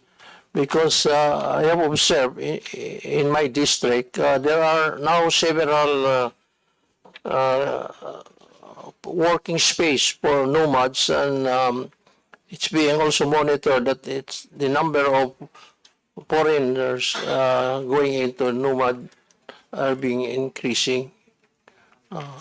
So what is the position of the Department of Tourism on this? We fully support the President's issuance of an executive order to provide digital nomad visas, recognizing that global statistics show that digital nomads actually are made up of working professionals that tend to stay longer, spend more, and provide more value with their stay in our communities. My understanding is that the rules to implement the executive order have been signed by the agencies concerned, and the issuance of the digital nomad visas is directed to already ensue within this year. Thank you, Madam Secretary. You know, I have filed a bill to legislate this nomad. Then another area of my concern is I would like to know the status of this DOT CHED, Commission on Higher Education. You have a joint circular issued in 2025, and that DOT has already remitted 17.5 billion to CHED. May I know the status? Madam Chair, when I came in 2022, I was made aware that billions of the travel taxes that had been paid by our fellow Filipinos had been remitted to CHED. And therefore, one of the first things that I did was to write to CHED and to request for a full accounting and liquidation of the utilization of these funds, knowing fully well that the Tourism Act mandates the use of travel taxes accruing to CHED singularly for tourism-related education programs. This discussion has resulted in the signing of a joint administrative order between the DOT, the CHED, and TIEZA in order to provide clear-cut guidelines that would ensure the transparent and full utilization of these travel taxes for the purpose for which the law intended, and that is for tourism-related education. Whether it pertains to investing in facilities, in schools that offer tourism and hospitality courses, investing in research and further study by the faculty, or investing in tourism programs for our tourism and hospitality students. We have recently also signed the implementing rules and regulations for this JAO, and it is our sincere hope that the CHED will religiously implement this document that will secure a utilization of the HEDF in accordance with law. Thank you, Madam Secretary. Before I would like to manifest that I joined Congressman Ropus in supporting the increase of your budget. Thank you, Madam Chair. Thank you very much, Vice Chair Matugas. I now recognize Representative Attorney J.P. Padiernos from the minority. Good morning, everyone, Madam Chair and the Department of Tourism. So before I begin my questions, I'd just like to commend the Department of Tourism regarding my previous visit in Osaka for the World Expo. So that was a very entertaining, interactive, and without bias, I think one of the best in the World Expo. So congratulations to the Department of Tourism. So, Madam Chair, the Department of Tourism is proposing a 3.1 billion budget for 2026 with 500 million earmarked for branding and promotion. I would just like to ask the DOT what, because for some reason, should we really focus more on branding and promotion? Should we put more focus on improving our infrastructure, such as, you know, our airports, our roads that was mentioned? Because a lot of our foreign tourists find it hard to travel or go to our country because of these lack of infrastructure. So my question is, what are the move, or what is the status of and direction of the DOT with regard to this matter? Thank you, Madam Chair. Investing in branding and promotions and investing in tourism infrastructure does not have to be mutually exclusive, and they can in fact go hand in hand. And a perusal of our National Tourism Development Plan from 2023 to 2028 would indicate that tourism infrastructure is the #1 priority of the Department of Tourism, considering the Philippines' standing in the global sphere of nations as far as tourism infra is concerned, placing us at only 75th in 2021 and 69th in 2024, according to the World Economic Forum. So whether it pertains to tourism roads, airports, seaports, land travel by way of roads and bridges, we have always advocated for more investments in tourism infrastructure. This can also be gleaned from infrastructure that has already arisen to improve tourist convenience, and these include our tourist rest areas as well as investments in our LGUs by way of the Tourism Champions Challenge. We commend our president for his aggressive approach towards the privatization of our airports that has resulted in the privatization of the NAIA airports, the privatization of the Bohol Airport, as well as the Laguindingan Airport, and forthcoming privatizations of other regional gateways. We fully support any measure that will make travel as convenient as possible for our tourists. And on the part of the Department of Tourism, we have also considered the human component, the experience of our tourists, that it be positive overall, which is why through our Filipino Brand of Service Excellence trainings, we have also actually trained tourism frontliners that are in our gateways, such as airports, seaports, and other terminals. Meanwhile, the necessity of continuing to ensure that the Philippines is a top-of-mind destination to travelers from across the world is of primary importance, which is why we continue to plead with the House of Representatives to provide us with the resources that we need in order to compete equitably with our direct competitors in the ASEAN. So, Madam Chair, do we have a status on, for example, Palawan, which has a lot of great destinations with regard to installing an airport? Is the DOT in talks with DPWH at least to, or DOTR, I suppose, with regard to this? The Puerto Princesa Airport in Palawan is fully operational, and the request that we have made to DOTR is for the expansion of the airport in terms of personnel, terminal, as well as runway, so that it can accommodate specific flights from international destinations.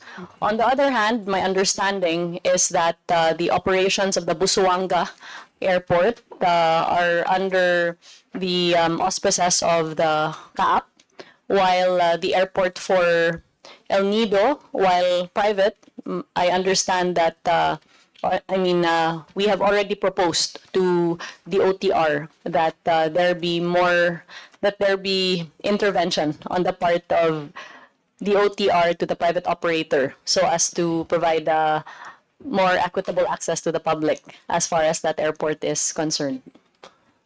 Follow-up question, Madam Chair. So, aside from infrastructure issues, there are also concerns on safety.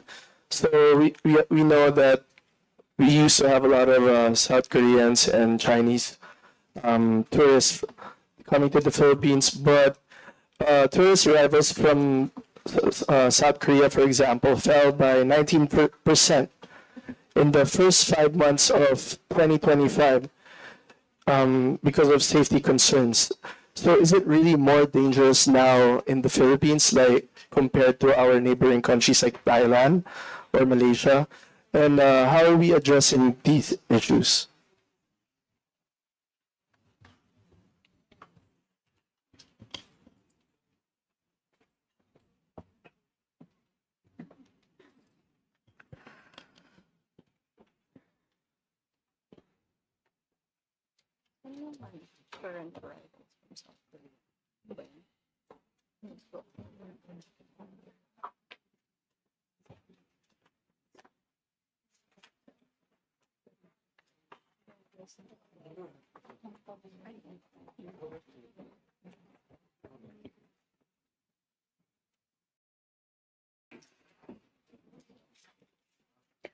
Madam Chair, as of September 1, 2025, we have received over 880,000 South Koreans to the Philippines.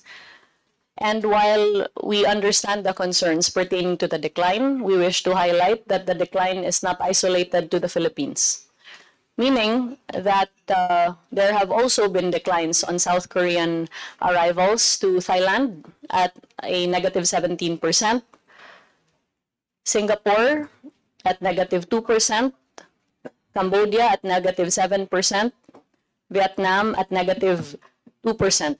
So the trend of lessening Korean arrivals is not isolated to the Philippines, but is spread out across the ASEAN.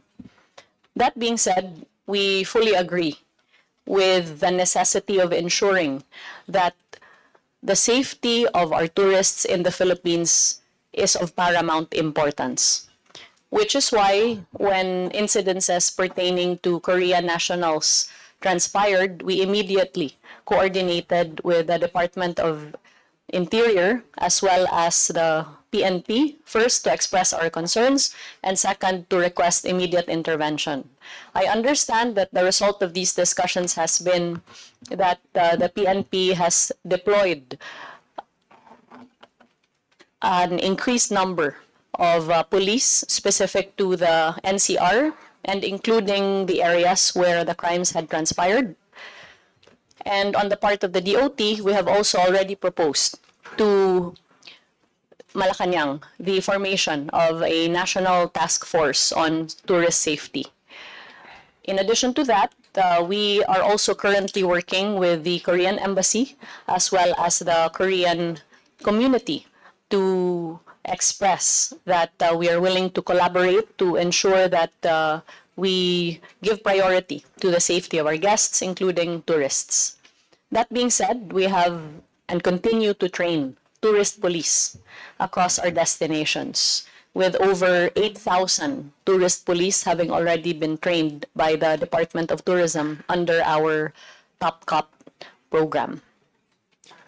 Thank you, Madam Chair. But Madam Chair, I have another question regarding the budget on modernization of the DOT, such as do we have a budget for improving our current mga bangka po natin dun sa Boracay, for example, or sa Palawan?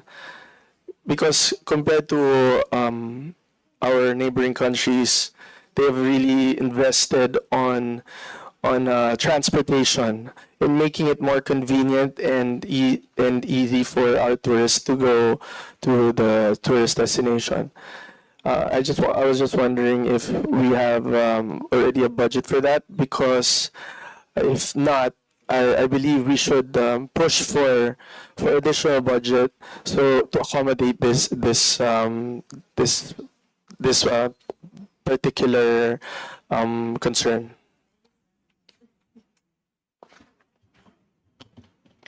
Well, to be perfectly honest, Madam Chair, our fiscal space is very tight. This notwithstanding, we have sought to provide assistance to community-based tourism organizations, such as, for example, the provision of bangkas to CBTOs based in our islands. We do that. And then we also coordinate with our regional offices to provide financial assistance where it is needed. We also heavily rely on TIEZA to provide minor tourism infrastructure improvements in our island destinations. But we certainly welcome any additional funding from Congress to be able to provide more assistance to our community-based tourism organizations. That's it for me, Madam Chair. Thank you so much. Thank you so much, Representative Attorney John Padiernos. I now give the floor to my fellow Vice Chair, Representative Brian Poe. Thank you very much, Madam Chair. Just a few questions for our secretary, our very hardworking secretary.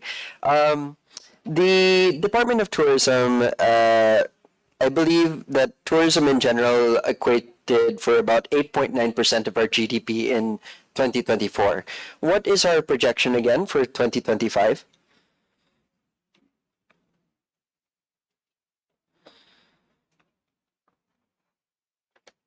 Madam Chair, I yield the floor to Undersecretary Verna Buensuceso to provide the specifics on our projections.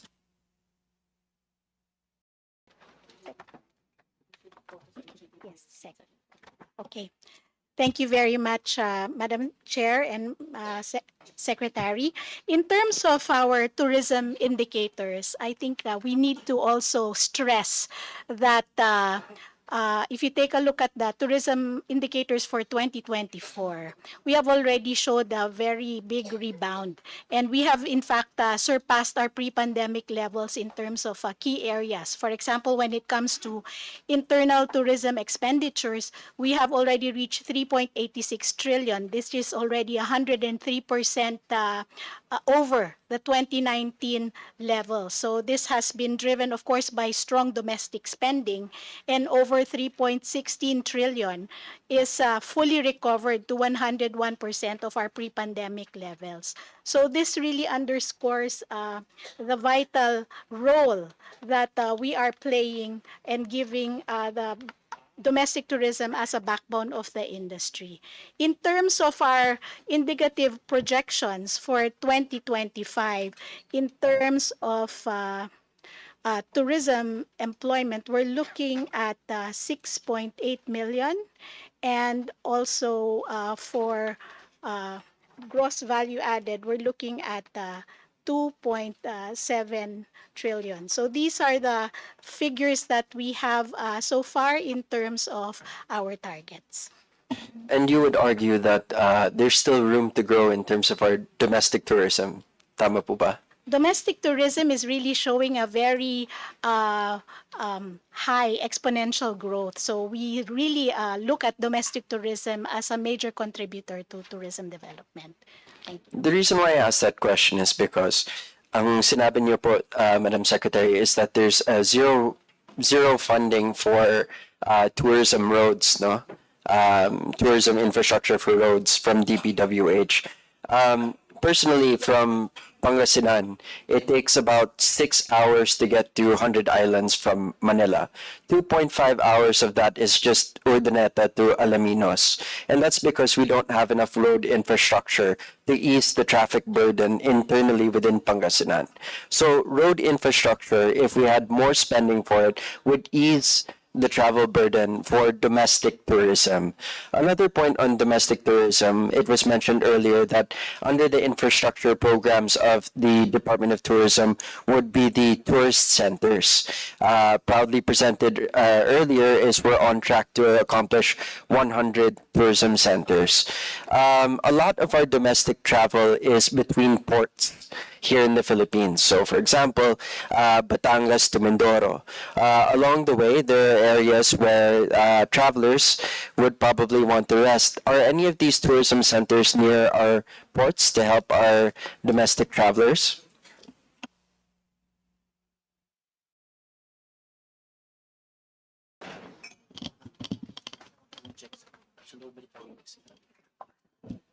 Madam Chair, we deeply appreciate the Representative Po's support for investments in tourism roads, as we fully agree that halting investments in the same will quell development in the destinations. As far as the tourist rest areas are concerned, they are strategically located either at or in between tourism destinations, precisely to provide convenience to our travelers as they're traveling to and from their intended destinations. The team is looking at the full list right now to be able to specifically identify which particular tourist rest areas are situated near seaports. So in the interest of time, maybe it could be furnished to our office so that I can study it in more detail. Sinabi ko lang po yan because out of support, of course, for our domestic travel and to encourage infrastructure for DOT. My next question is, in terms of large infrastructure projects for DOT, I remember hearing about the success of our Osaka Pavilion, which was able to attract over 800,000 visitors, no, within Japan. I also note that in the Philippines, in convention centers or events places are big drivers of domestic travel for events and conventions. Are there any similar ticket items locally, seeing as how successful we were with the Osaka Pavilion? Madam Chair, my understanding is that there is an ongoing construction of the Philippine International Expo Center that is spearheaded by our First Lady, and that is pegged to be completed, if I'm not mistaken, by 2027, which will elevate the status of the MICE competitiveness of the country.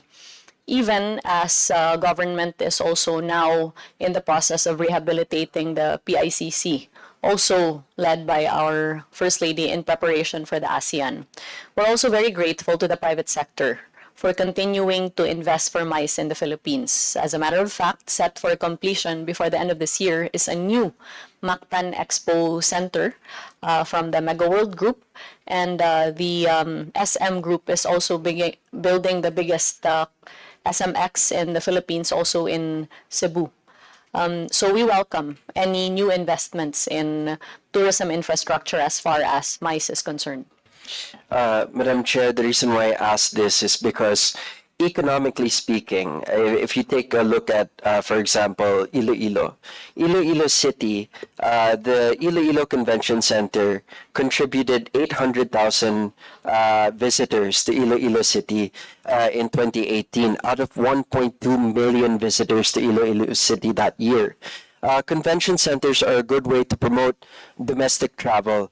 And I bring this up because, for example, in Region 1, unfortunately, we don't seem to have a major convention center to drive more local traffic of professionals from all over the Philippines through our provinces for development and tourism. Kaya para sa akin, nahihinayin ako na kulang tayo sa mga convention centers sa iba't ibang mga probinsya, lalong-lalo na sa probinsya namin sa Pangasinan, being a gateway province to the rest of Region 1.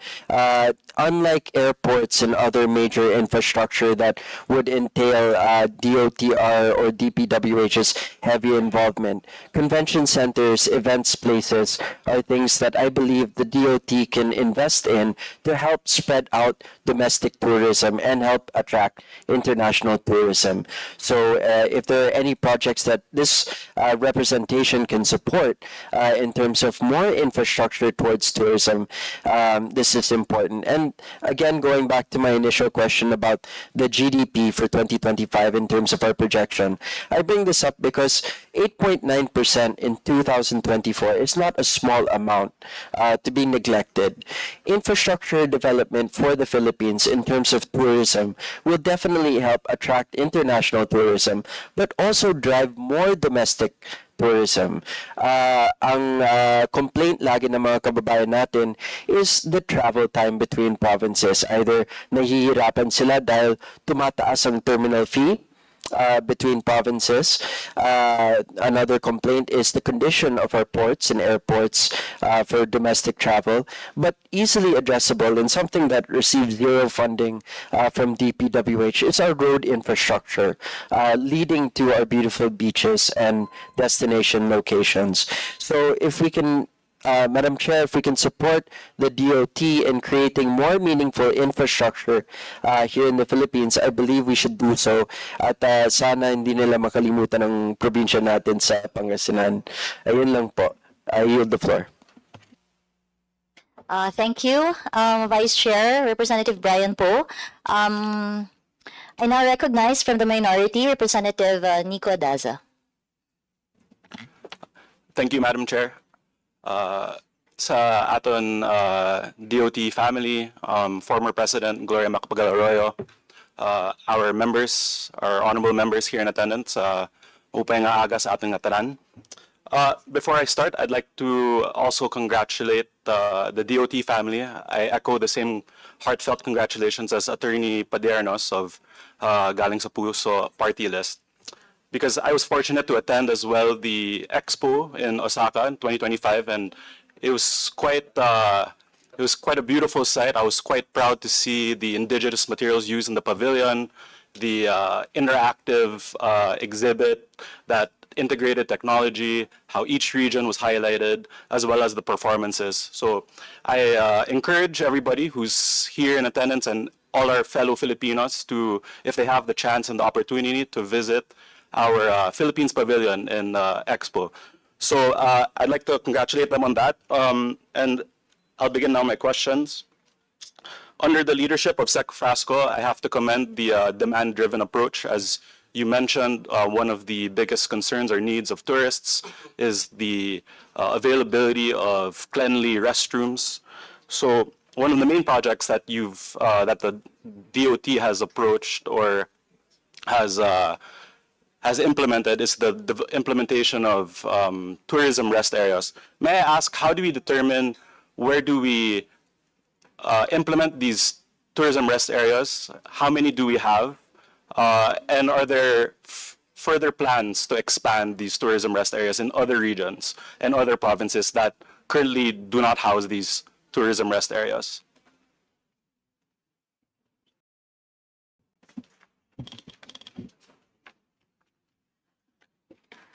Madam Chair, we wish to thank the good congressman for his very kind words pertaining to the Philippine Pavilion. That is the result of nationwide collaboration with our regional offices, our indigenous communities, and our community-based tourism organizations, as well as our fellow government agencies, including the DOT and the TPB.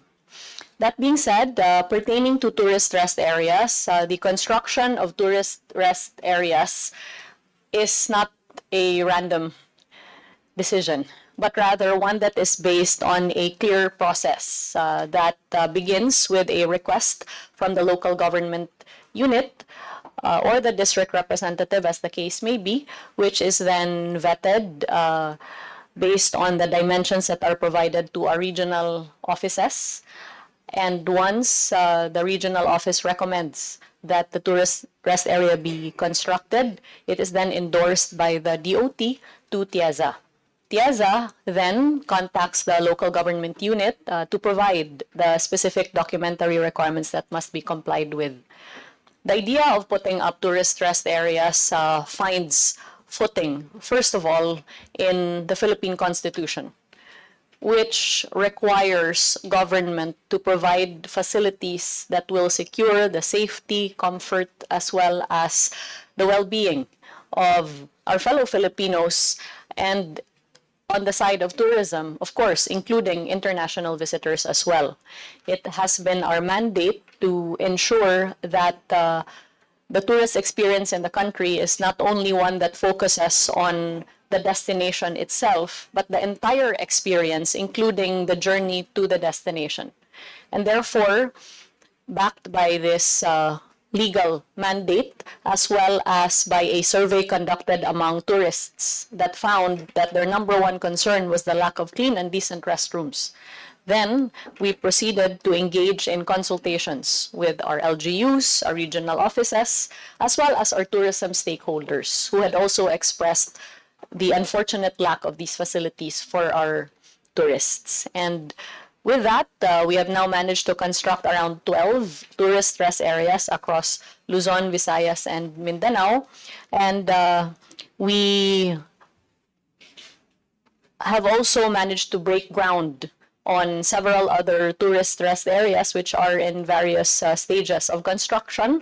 And the goal is eventually to be able to construct around 100 tourist rest areas in as far south as Sabtang in Batanes, as far north as Sabtang, Batanes, to as far south as Sulu and Tawi-Tawi, as far east as Eastern Samar, and as far west as Brooks Point in Palawan.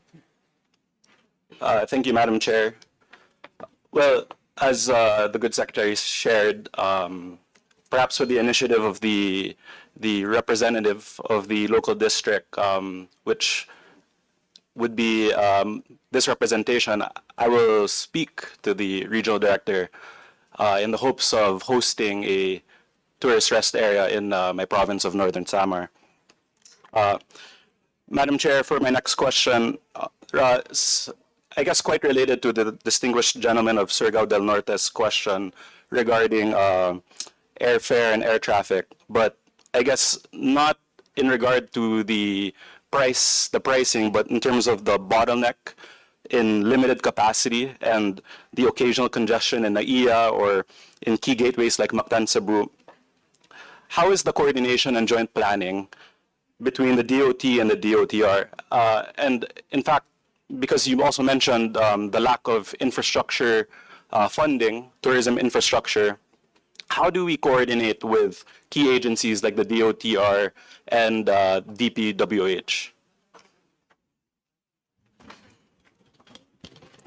Madam Chair, as early as 2022, we had already proposed a convergence between the DOT and the DOTR in order that the DOTR may be in receipt of, first, the wish list of the DOT emanating from the requests of our local stakeholders from the regions to our tour operators and tourists as far as the need to improve airport and seaport facilities. That is why we signed a convergence document with the DOTR, and thankfully this has resulted in positive improvements as far as our airport infrastructure is concerned.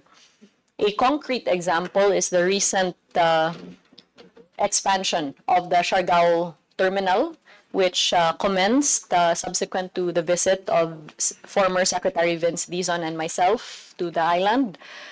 We have also seen through our president's aggressive push for privatization, the privatization of essential gateways such as NAIA, which will result in expanded capacity to the number of passengers per year, privatization of Bohol, Laguindingan, hopefully Iloilo, to include as well Dumaguete and Bicol.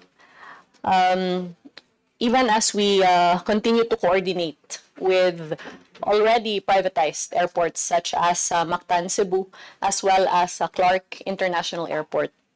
But the simple reality is that in terms of the availability of air seats to the Philippines compared to its competitors in the ASEAN, the Philippines ranks at number 6.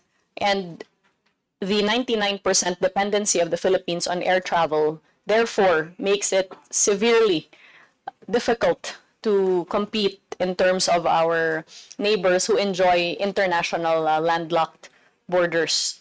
With this, we have been very aggressive in our routes development team that coordinates with the DOTR, CAAP, and CAB. And this has resulted in the mounting of several new international routes that include San Francisco, Paris, forthcoming for New Delhi, Vancouver, Brisbane, as well as the inclusion and resumption of flights from our ASEAN neighbors and Asia as well.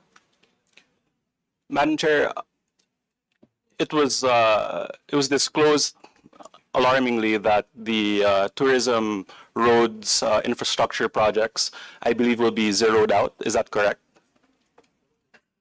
For 2026, there is zero funding for new roads and around 3 billion for continuing roads, Madam Chair. Madam Chair, may I ask the good secretary if this is a primary concern of the DOT, how did we coordinate this with the DPWH? How can we perhaps strengthen this so that DPWH will also prioritize the concerns of our good department, the DOT? Madam Chair, since 2022 and every few months thereafter, we have written and coordinated with DPWH persistently in order to secure funding for new and continuing roads. And the latest of which was our request for 6.2 billion pesos in funding for new roads for 2026. Unfortunately, this did not fall within the priorities of the DPWH, and the DOT, not being the mother agency of these funds, can only do so much. But we do continue to endorse any request for tourism road that is fully vetted by and endorsed by our regions.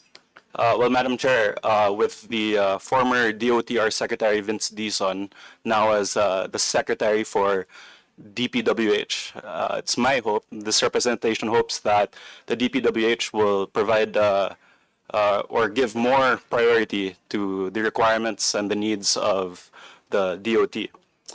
For my next question, Madam Chair, as we've discussed, tourism road infrastructure is at zero funding for next year, and our branding has also been severely reduced, and that our national competitors have largely surpassed their pre-pandemic arrival numbers. Given what it is, and given what our NEP is for the Department of Tourism, what specific strategies are in place to be more competitive and to address our concerns when it comes to, obviously, to tourism?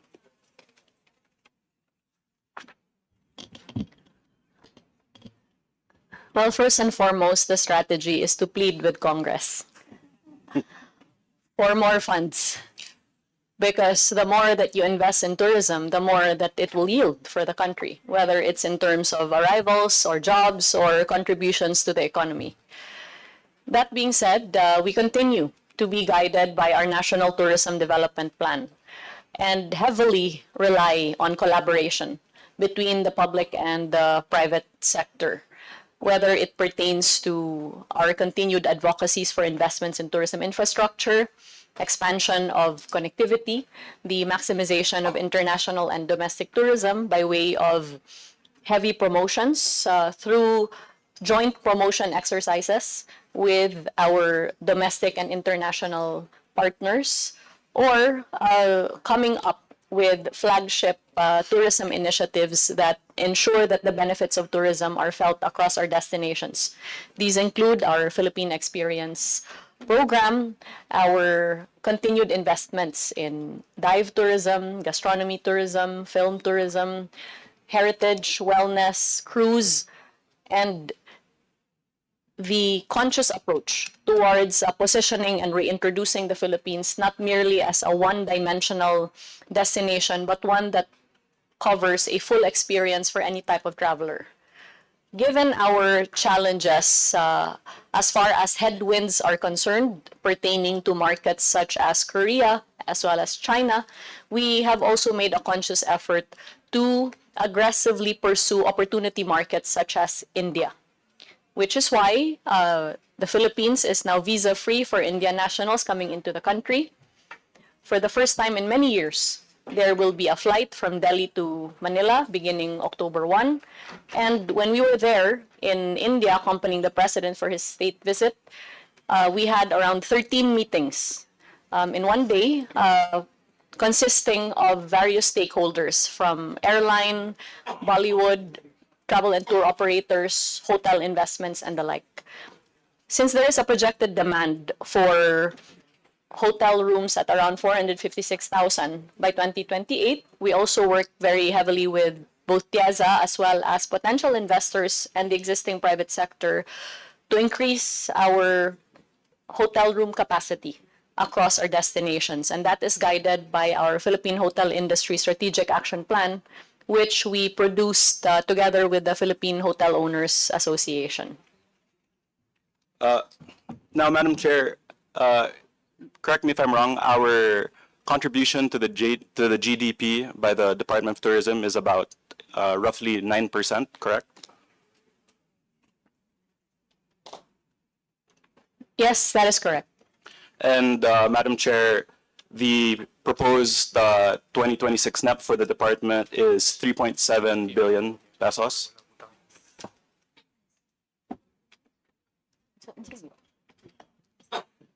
Yes, yes, Madam Chair. So, Madam Chair, correct me if I'm wrong. I believe the department's budget is not only so relatively small compared to other departments, but I think it accounts for half of 1% or 0.5% of the total budget. I believe this isn't commensurate to the value that, as the good secretary shares, it is a high-yielding economic driver. And the good secretary also mentioned that tourism is not just about leisure, it's about livelihood and about nation building. And as my predecessor, the former Congressman Paul Daza shared, the budget is not just a fiscal allocation, but a strategic investment in our nation's future. So this representation would like it to be known, and I would like it to show on the record that I fully support the Department of Tourism, and it is my hope that we can appeal to this august body that we can not only support our DOT family, but also help increase their budget for what is equitable and I believe correct and right for the investment of our nation's future. Thank you. Thank you, Madam Chair. Thank you very much, Representative Nico Dizon, for your manifestation. I now give the floor to Deputy Speaker Bambi Amano. Okay. Representative Salvador Plato. Not around. Representative Vice Chair, my fellow Vice Chair Ando Aminal. Around. Okay. How about Representative Gina De Venecia? Here. Vice Chair Edwin Ongchuan? Wala rin. Representative Son Shimura? Wala rin. Representative Roy Loyola. Not here also. Deputy Majority Leader Howard Ginto.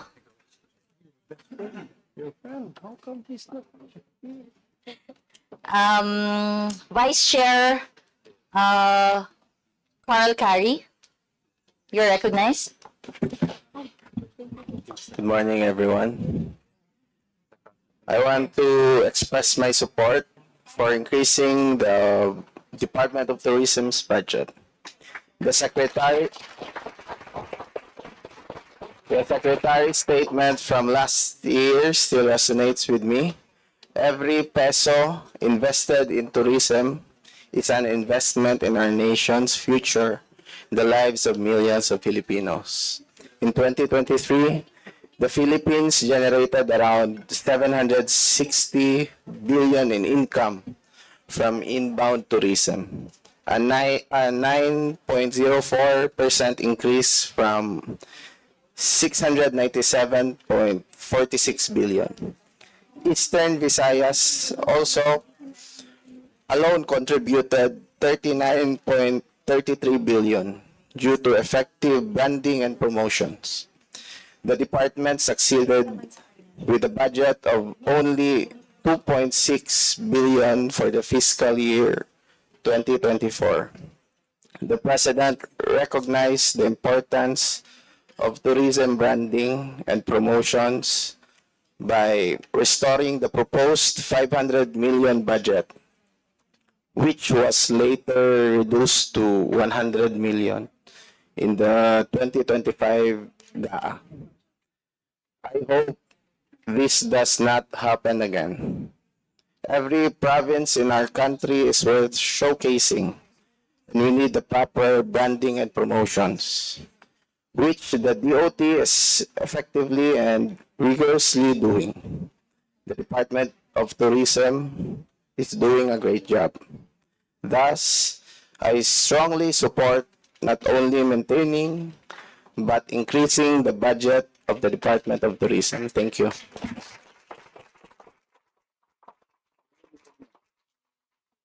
Thank you very much, Vice Chair Carl Carey. I now recognize Representative Joboy Aquino.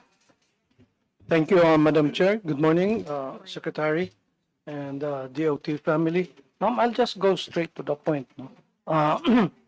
I'd just like to talk to our regional director, Region 13, if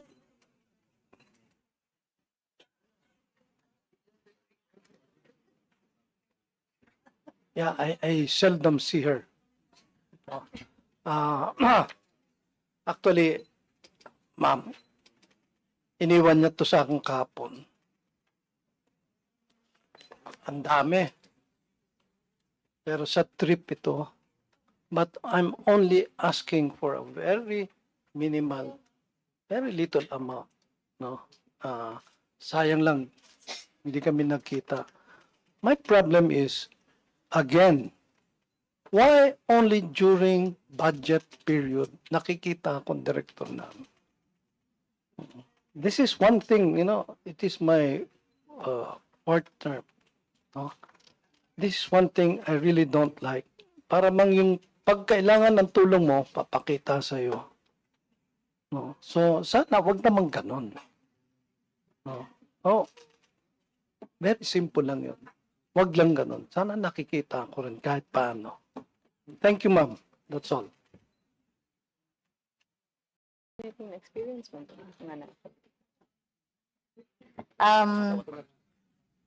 you very much, Representative Joboy Aquino. I now recognize Representative Javi Benitez.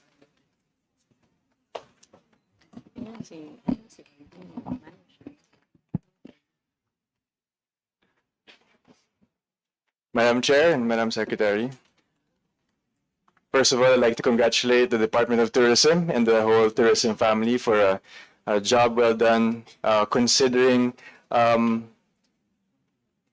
the challenges in terms of in our transportation, in our infrastructure, you have brought in much revenue with about 750 billion, if I'm not mistaken, and has reached pre-pandemic levels. So first I'd like to ask, what is the role of the Department of Tourism when it comes to transportation and infrastructure?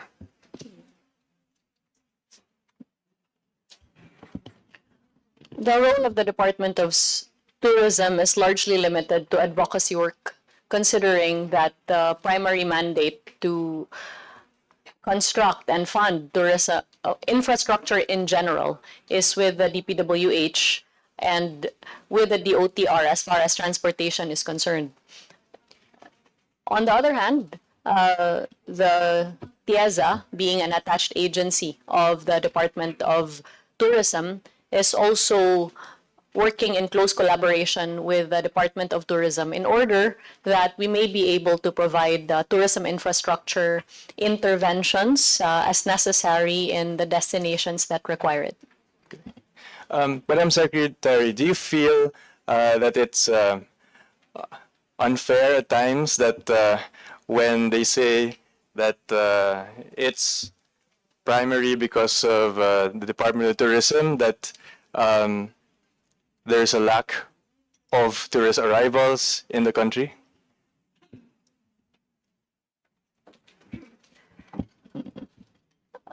Well, we accept our role as our country's chief promoter and developer of tourism. But this role is by no means one that is borne only by the DOT. Because for tourism to work and to truly flourish, it does not just require funding, it also requires all the other elements of tourism, from infrastructure to connectivity, to safety and security, to visa facilitation and ease of entry, and many other requirements, all of which are completely outside the mandate of the Department of Tourism. So, Madam Secretary, how did you and the Department of Tourism make these gains considering those challenges? And very good accomplishments at that. With very great difficulty, but with much gratitude for the close collaboration that we have had with our fellow government agencies, our local government units, our regional offices, as well as our very, very supportive private sector partners. The work of tourism development is a collaborative one, and we have sought as much as we can to reach our hand of collaboration to as far as it can across our nation in order for tourism to thrive. Madam Secretary, aside from the tourism infrastructure, I also want to go to the branding, as was mentioned earlier. I always believe that what Mayor Bloomberg once said when he was president of the mayors in the United States of America. He mentioned that for any new administration, you should invest in tourism because it brings in not only the cold cash, but it also invites better branding and promotions for your own locality and your own country. Madam Secretary, tourism is one of our highest multipliers, and each foreign visitor spends over 110,000 on average in a country. Yet, despite this, Madam Secretary, Congress has cut promotions budget from 1.2 billion in 2023 to 200 million in 2024, and further down to just 100 million this year. At the same time, our ASEAN neighbors are outspending us heavily in tourism promotion. So, with only 100 million in promotions, do you believe the department has enough resources in competing, in attracting tourists, especially compared to other neighboring ASEAN countries that have high spending in branding and promotions? No, Madam Chair, the Philippines is at a severe disadvantage.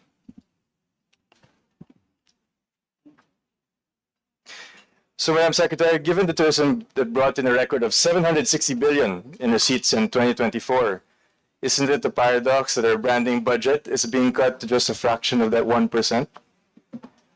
Yes, it is. So if Congress restored the promotions budget, what kind of return of investments could we expect in arrivals and returns? Do you think that not only restoring but certainly increasing will yield enormous benefits for our country? Yes, for every peso spent on tourism, the return is at 5 pesos and 50 centavos. And for the tourists that come in and around the country, they manage to benefit over 16.4 million Filipinos. And therefore, apart from giving us the opportunity to increase arrivals, increasing tourism investment will also give us the opportunity to increase our economic contribution to our country, as well as the opportunity to provide gainful livelihood to our fellow Filipinos. Thank you, Madam Secretary. I'd also like to commend the Department of Tourism as being part of the Tourism Champions Challenge. I believe it was such a great effort that you have done. As a former mayor of Victoria City, we were the fortunate recipient of the Tourism Champions Challenge. I believe not only in the province, but I believe in the region of Negros Island. So I'd like to thank you so much. Thank you for that, including Tiaza. Maraming salamat po. In Victorias, we have seen it certainly positively, and I'd like to thank you for coming to our city. I also want to share that the Negros Island region does not have any budget for tourism in the NEP for 2026. Madam Chair, I'd like to put that on record. Madam Secretary, do you believe that having a budget for tourism for the Negros Island region will benefit the newly created region where I'm from? Yes. Madam Chair, we wish to clarify that the Department of Tourism actually proposed funding for the Negros Island region, but which was not approved by the DBM. With that, we are sourcing funds from our current year's allocations in order to provide support for NIR. Thank you so much, Madam Secretary. And I also believe that DBM has approved 15 plantilla positions for DOT. So we're hoping that gets operationalized. I believe the Negros Island region has such great promise and potential. On that note, I'd also like to thank Madam Secretary for fully supporting our Terra Madre. Siguro ipropromote ko na rin dahil nandito na rin tayo. So November 19 to 24, Madam Chair, we will be hosting an Asian slow food movement event, which will bring in the best chefs and mixologists. And I believe that tourism, and international tourism, will put Bacolod not only on a local or domestic food map, but certainly an international one.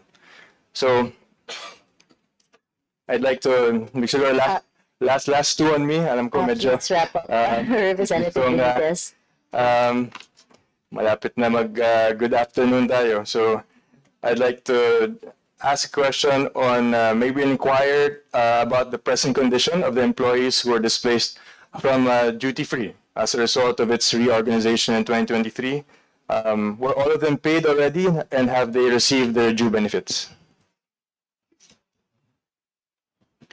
Madam Chair, I'd like to yield the floor to the head of agency of Duty Free to answer the question.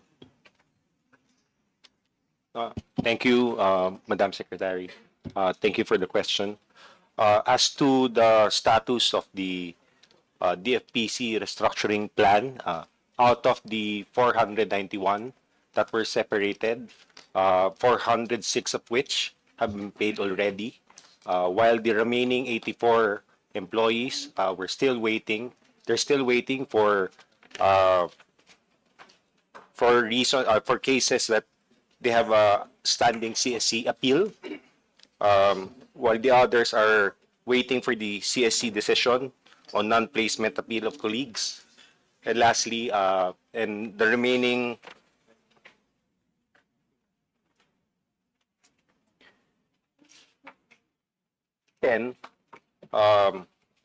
they're waiting for the GSIS clearance. Once all those um, uh, concerns has been addressed, the FPC is fully committed to settle the pending claims of the employees. Thank you very much, Representative Javi Benitez. Sorry, Madam Chair. One last question. Oh, okay. Last na. So as the committee chairman of the Special Committee on Creative Industries, Madam Secretary, I have to ask this. Alam natin na yung film tourism and creative tourism, especially sa South Korea, maraming napupuntahan ng mga locations, pati New Zealand for Lord of the Rings. Sa atin domestically, ang the thing called Tadhana. Madam Secretary, meron ba tayong key strategies para sa ating film tourism dito sa bansa? Madam Chair, so vast are the opportunities for film tourism development, and so important is it as a priority of the department that we have actually formed an office of film and sports tourism to focus on this priority program. With that, we are actively pursuing possible investors, producers, and the like for film tourism, ranging from our engagements with producers and filmmakers from Hollywood to our recent engagements with producers from Bollywood. At the same time, we are also working with the Film Development Council of the Philippines, with whom we have a MOA, as well as TIAZA, in order that the Create More Act, which lodges upon TIAZA the mandate to be a tourism investment agency, would provide opportunities for potential investors in film tourism to avail of the benefits of investing in the creative industries in the country, as long as they partner with a local producer. So this is an ongoing facilitation and collaboration on the part of the Department of Tourism. Okay. Madam Secretary and the DOT family, maraming salamat po. Madam Chair, this representation would like to manifest that the Department of Tourism not only needs its budget restored, but certainly increased for the benefit of our nation.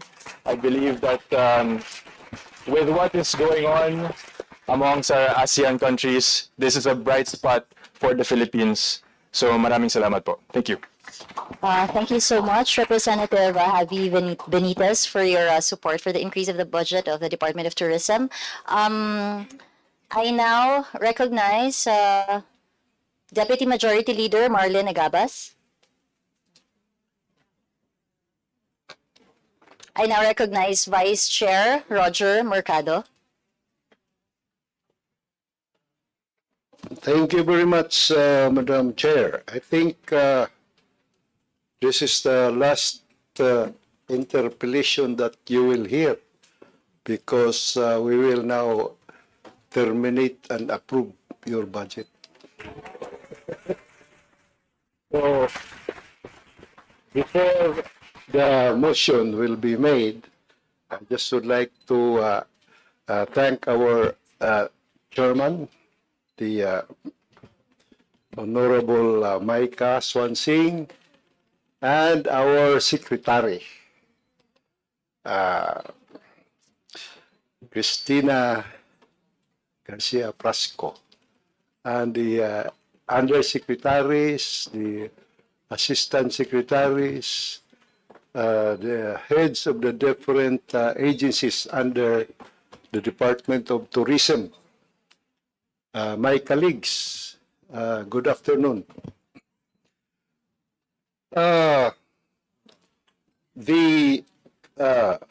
This representation is here and is gathering the courage to speak because of the mandate that our people has given me last election.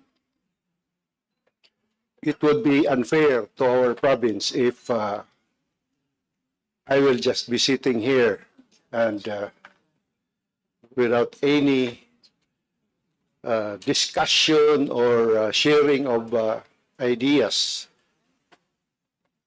for the benefit of our province and people. So we would like to improve and even increase the income of tourism for our country.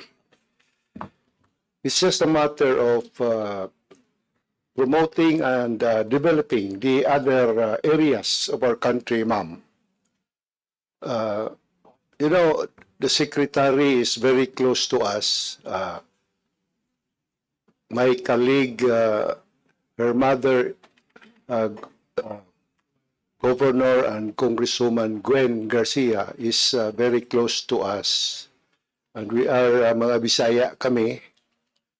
And I was really impressed by the secretary because I was sitting beside at the back in the plane when from Manila to Cebu, and she was with her family.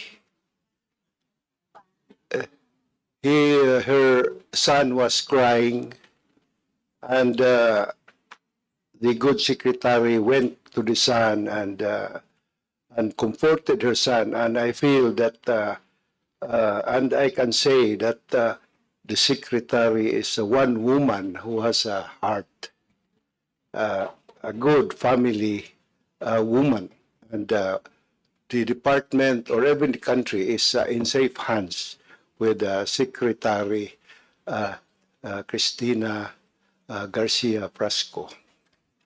Ma'am, our vision for Southern Leyte is T. It might be it or it might be ATI. Stands for tourism, environment protection, and agriculture. We believe that we can be empowered, independent, and self-reliant as a province and can contribute to the economy of our country. We are the gateway actually to Mindanao, Southern Leyte. No? There is and we are also the gateway going to Luzon. I would like again to thank the Secretary for visiting us recently in Silago. We are very honored, although I was not there, but I can see from the Facebook that you really tried to help us, ma'am. So, with this vision and considering that we really want to stand on our own, no? We do not want to be a baggage to our country. I just would like to first ask our colleague to increase and help the Secretary of Tourism and the department maintain or even increase the budget of our department. Me as the one of the vice chairman, I will try my best, ma'am, as Bisaya also, since we are all Bisayans here, we are all Filipinos, by the way, we will support. I am always present in every hearing since the start of the budget hearing. I am always present because I want to learn and I want to hear the situation of our different departments. I know that there are departments who has a big budget, but they are just wasting their money. And I know that the Department of Tourism, the Department of Human Settlements and Urban Development, and other departments which are very important to our people, has only a meager budget. Just imagine 3.3 billion compared to trillions in one department only, 800 billion. So we cannot really ask for more. We just have to help each other. And rest assured, ma'am, that Southern Leyte will contribute and help because we have the Limasawa Island, we are the gateway. We have one of the best diving site of the world in Napantao, San Francisco, the Sugod Bay. In fact, it was just recently proclaimed by the President last Friday, the Panaon Integrated Seascape, where we protect marine resources and we preserve the corals and the ocean. We are environmentalists. No? Perhaps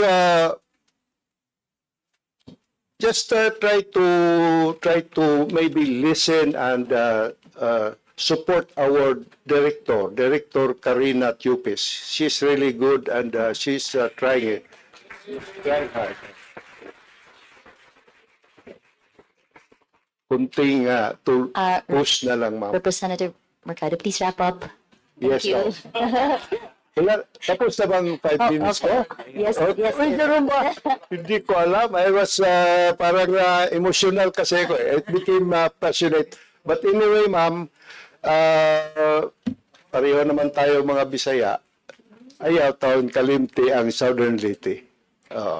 And I would like also to thank Dr. Mark Lapid for helping us in our projects, memorial monuments of Magellan in Limasawa and our historical heritage parks in Southern Leyte. We have beautiful churches. Yeah, the Escaños are there. Our cathedrals are very nice, and we are developing our airport. Perhaps you can assign our retirement authority officer as our parang maninong or adopted son. Or you adopt Southern Leyte, sir, because of your experience. I know that your experience is very important, and you should be given the chance to go around the Philippines and see how we can improve our facilities, hotels and resorts. And also, Sir Humapaw, all of you are welcome to Southern Leyte. So, ma'am, regards to Governor and Congresswoman Green, we love you. Thank you very much. Thank you very much, fellow Vice Chair Roger Mercado, for your manifestation and support for the budget of the Department of Tourism. May I now recognize fellow Vice Chair Edwin Ongchuan. Thank you, Madam Chair. Pleasant good afternoon, good morning to our colleagues here in Congress.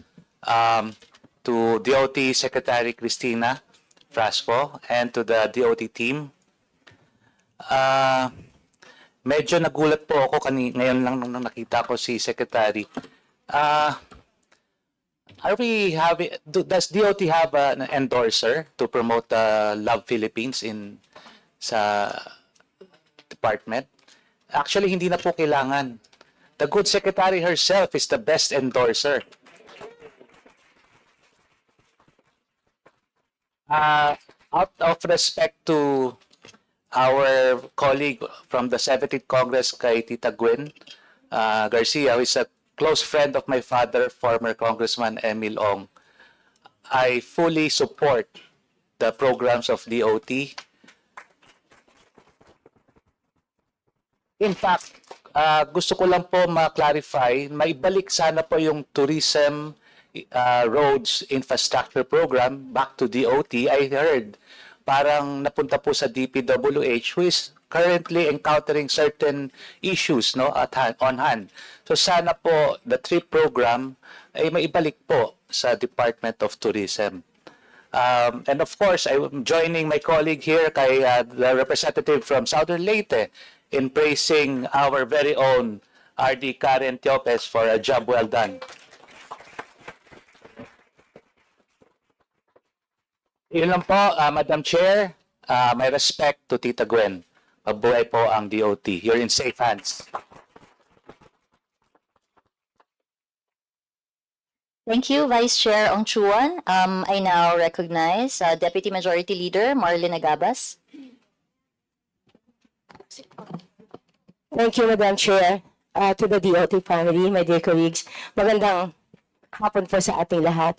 So, I am from the 6th District of Pangasinan. Ang aming pong distrito ay 2.5 isang oras mula Manila hanggang sa aking distrito. So gusto ko lang po introduce ang distrito ko. Marami pong pwedeng puntahan doon. Talagang nakaka-contribute po kami sa economy. Ang summer capital po ng Pangasinan, if not Region 1, ay nasa distrito po namin. Baliko, San Nicolas. Pwede po ninyong i-search sa YouTube o i-Google. So ang temperature po doon, ang climate ay napakalamig. Mas malamig pa sa Baguio. And we can brag, excluding the pollution. So, napakalapit po niya sa T-Plex, so very accessible. Kung ano po nag-grow sa Baguio, nag-grow din po doon. That's in San Nicolas. Pagpunta po natin sa Tayog, siguro po narinig niyo naman po yung Sunflower Park before. So ngayon po, kilala rin siya sa magandang plaza niya. Ngayon, meron din po kaming dipalo sa San Quintin. Last week lang po, this Saturday, meron po na-record na 5,000 in a day na tourist na dumating.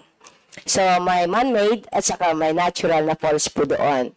Nandun din po sa distrito ko ang San Roque Dam, the second biggest dam in Asia, the 16th biggest dam in the world. Andun din po ang Asingan, wherein nandun po ang ancestral house ng ating dating presidente, the pride of Pangasinan, former President FBR. So, meron din po yung Balungaw, wherein I think the second, if not the biggest or the longest zip line is located. At nandun din po, if not the biggest in Region 1, na coffee plantation. So meron din kami Umingan, may mga falls din po doon. Meron din po sa Santa Maria, sa Rosales. So, what I mean to say is, napakaganda po ng potential ng aming distrito, considering na napakalapit din po sa Manila. So, Madam Chair, I know, medyo limited po yung pondo po ninyo. Pero kanina po, I discussed my concerns with your ASEC at nagpapasalamat po ako na nag-commit naman po sila. Last week, actually, pinuntahan na po nila. So, sabi ko sa kanila, I take your words. Kasi plano ko pa sanang i-show din sa inyo kanina yung video ng aming distrito. But I know, medyo kulang na po tayo ng oras. So, umaasa po ako. Nangangailangan po kami ng TRA, lalo't-lalo pat. Ang dami po talagang dumarating sa Maliko, sa Dipalo. So, at saka iba pang mga facilities natin na kinakailangan po ang tulong natin. So, gusto po namin talagang maramdaman ang tulong din po ng DOT sa aming distrito. So, again, I will have your words. Kinausap ko po sila lahat, si Engineer Gregory Oler, si Atty. King Joshua Moyon, kinausap ko rin po si COO Mark Lapid, kinausap ko rin po si Asik Ronald, si Asik Glenn. So sabi ko sa kanila, magkikita tayo next budget hearing, kaya kailangan mag-deliver din kayo sa distrito ko, kaya po sa kanila. So, again, congratulations po sa ginagawa ninyo sa DOT. Makakaasa po kayo ang ika-6 na distrito ng Pangasinan, nakasuporta po sa budget ninyo. At kung kinakailangan po ng dagdag, nandito rin po kami nakasuporta sa inyo. Madam Chair, thank you very much. Thank you very much, Deputy Majority Leader Marlene Agabas. I now recognize Representative Nina Lacson. Thank you, Madam Chair, Madam Secretary, Department of Tourism Family, distinguished colleagues, good afternoon. I would like to go ahead and put on the record right off the bat that I fully support increasing the budget of Department of Tourism. Especially po, I believe, because the more revenue we bring in from tourism, the more we'll be able to help alleviate the tax burden po ng mga Pilipino. So, super important po sa akin to, help the Filipino people. I have 3 topics question po. The first one is a fun one in regards to food tourism. Based on the NEP, 75 million is allocated po for gastronomy. Can you expand on exactly what po that entails? Kasi currently, right now, the Philippines does not have any Michelin star recognition for our restaurants. And napakasarap po ng food natin. And even the renowned chef Gordon Ramsay even said, he quoted when he visited this last earlier this year, na Philippine cuisine is like the Sleeping Beauty of Asia. So I wanted to ask po, what's included in that gastronomy expenses, and what's the plans for bringing Michelin stars recognition?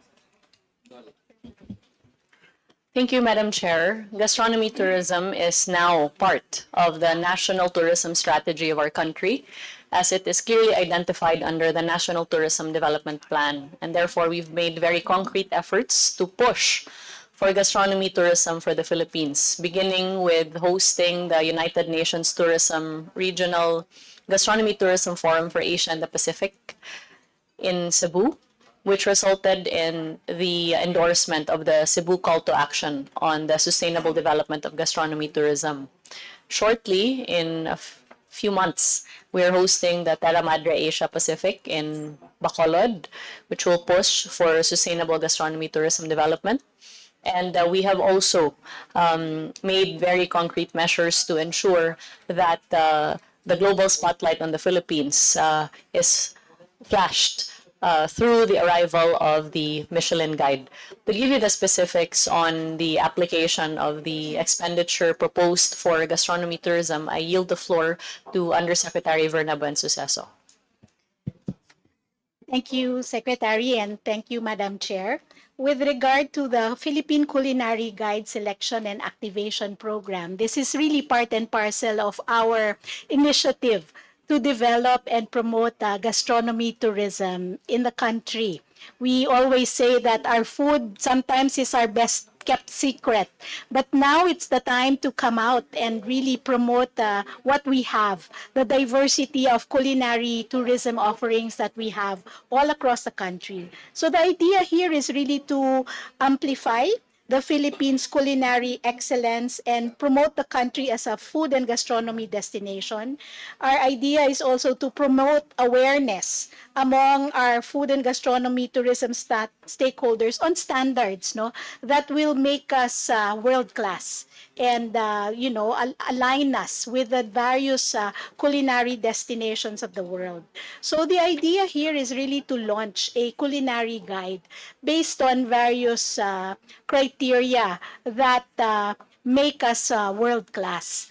And in line with the program for gastronomy tourism, the idea is really to come up with a culinary audit of various destinations that are ready to already be promoted as gastronomy destinations for the country.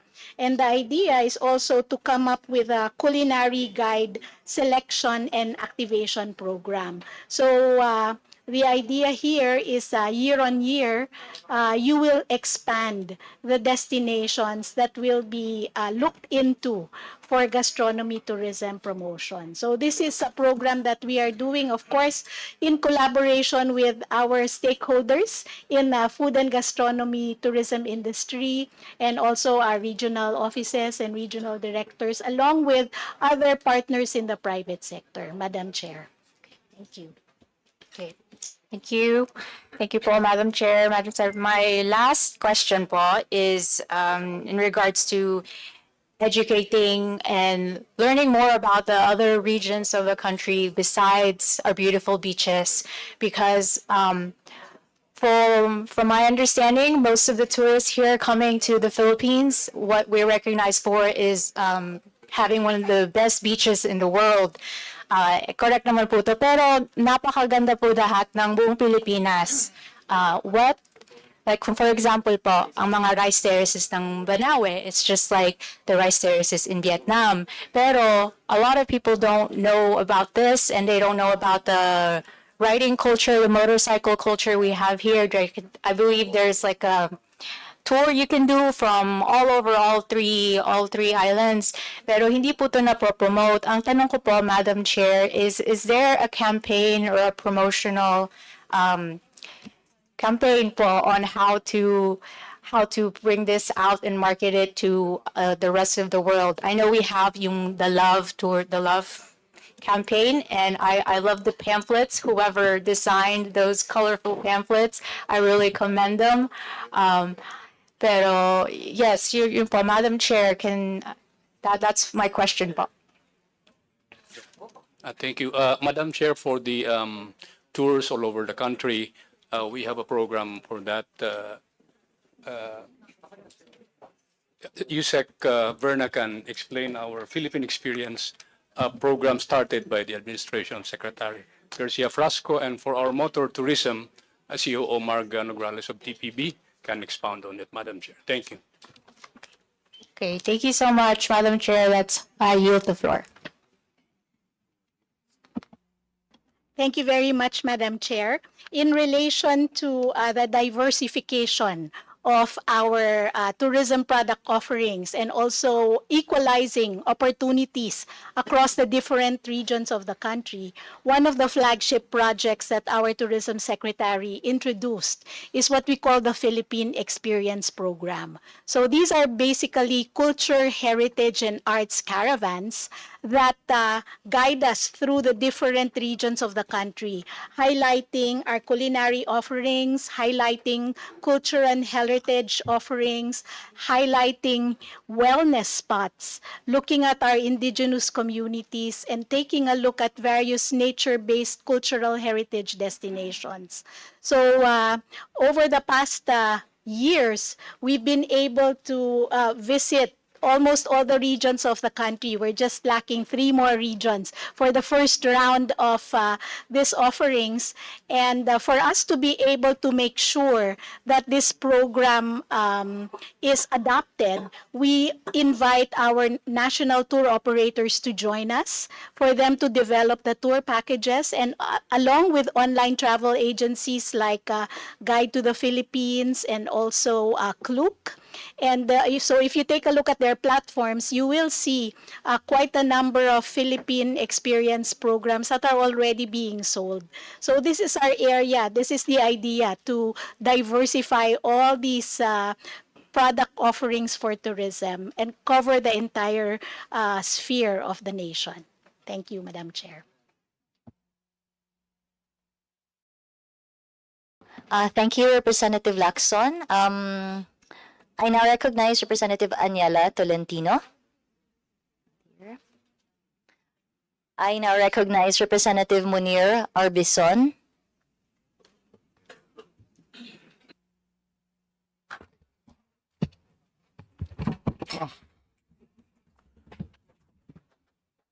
Magandang hapon sa lahat. In view of the resolution of the Supreme Court and the EO of the President, EO 91, transferring the province of Sulu to Region 9. May I know from the Secretary if Sulu was already included in your budget?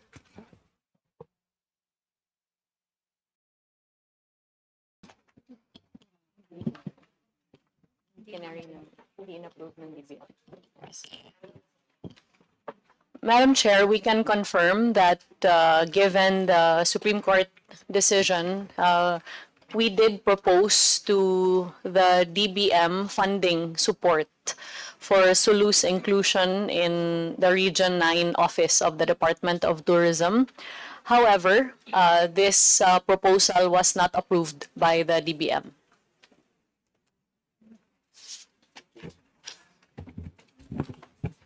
So, thank you for the information, Madam Secretary.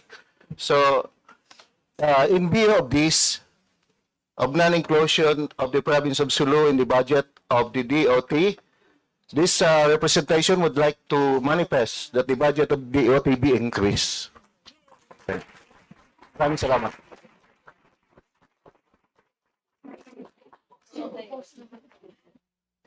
Thank you very much for your manifestation, Representative Munir Arbison.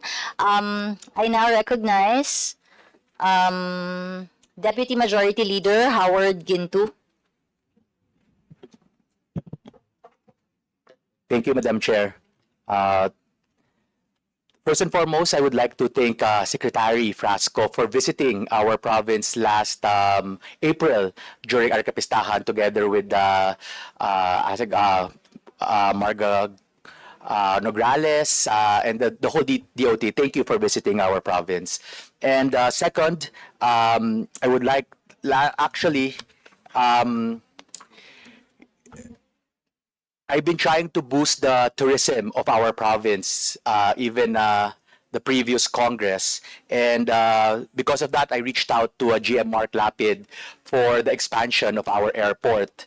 And thankfully, I am very thankful to Tiesa and to the whole DOT family for accommodating our funding request for the expansion of the Rojas City Airport. And I believe the TESA has earmarked already about 190 million for the expansion of the airport, and I'm very, very thankful for that. The expansion of our airport will not just attract more tourists, but it will also improve our economic activity. It will encourage investors that come into that will probably invest in our province. Kasi po tayo, bumabiyahe po tayo sa ibang lugar, internationally or locally, pag nagdating po natin sa isang bansa, pag nakita po natin maganda yung airport, ang unang-unang iniisip po natin, progresibo po yung bansa na yon or yung lugar na yon. Kaya nagpapasalamat po ako sa DOT at sa TIESA. Naniniwala po ako na maging malaking tulong po yung pag-i-improve ng airport namin, no? With that, I am actually manifesting also and hoping na mabigyan natin ng karagdagan budget ang DOT, especially for the improvements of our infrastructure. As nasabi ko nga po kanina, pag na-improve po yung ating mga gateways, hindi lang po ito for the tourism, no? Hindi lang po para sa tourism. It has a very vast ripple effect, no? Ang mga negosyante, not just locally but even abroad, may potentially invest in our provinces. So with that, I would just like to manifest and thank the DOT family and the TIESA for spearheading the improvement of our Rojas City Airport. Thank you. Thank you very much, DML Howard Gintu. For the second round of questions, interpellations, I now recognize Representative Rene Co. Not here. Representative Brian Poe. Last but not the least,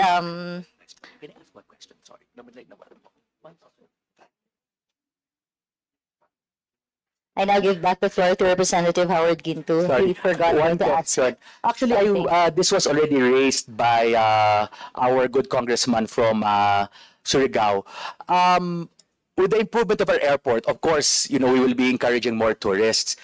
Madam Secretary, you mentioned that there are such laws that have been crafted and with partnership with DOTR that will possibly lower the fees or the fare tickets.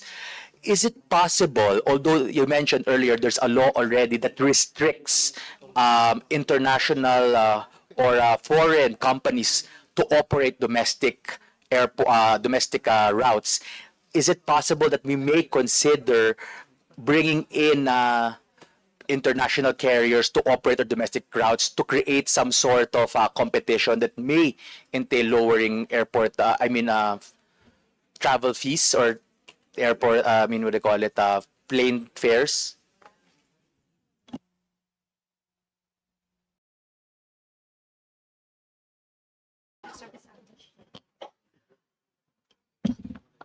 We understand, Madam Chair, that under the confines of the Public Service Act, the primordial requirement is the registration of the Philippines as the primary place of business of the airline carrier. So its ability to operate would be contingent on where it is primarily registered.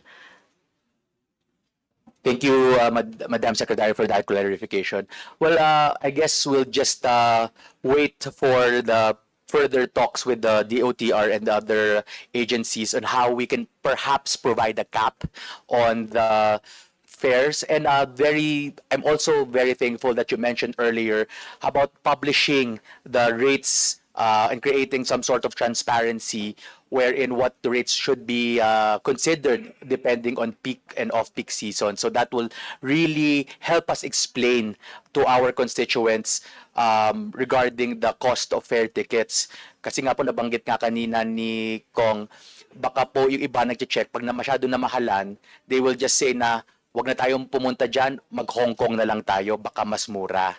So malaki pong tulong yun kung makakagawa po tayo ng programa or baka batas if needed that will help us regulate the price of airline tickets. Maraming salamat po ulit, Madam Secretary, and to the DOT family.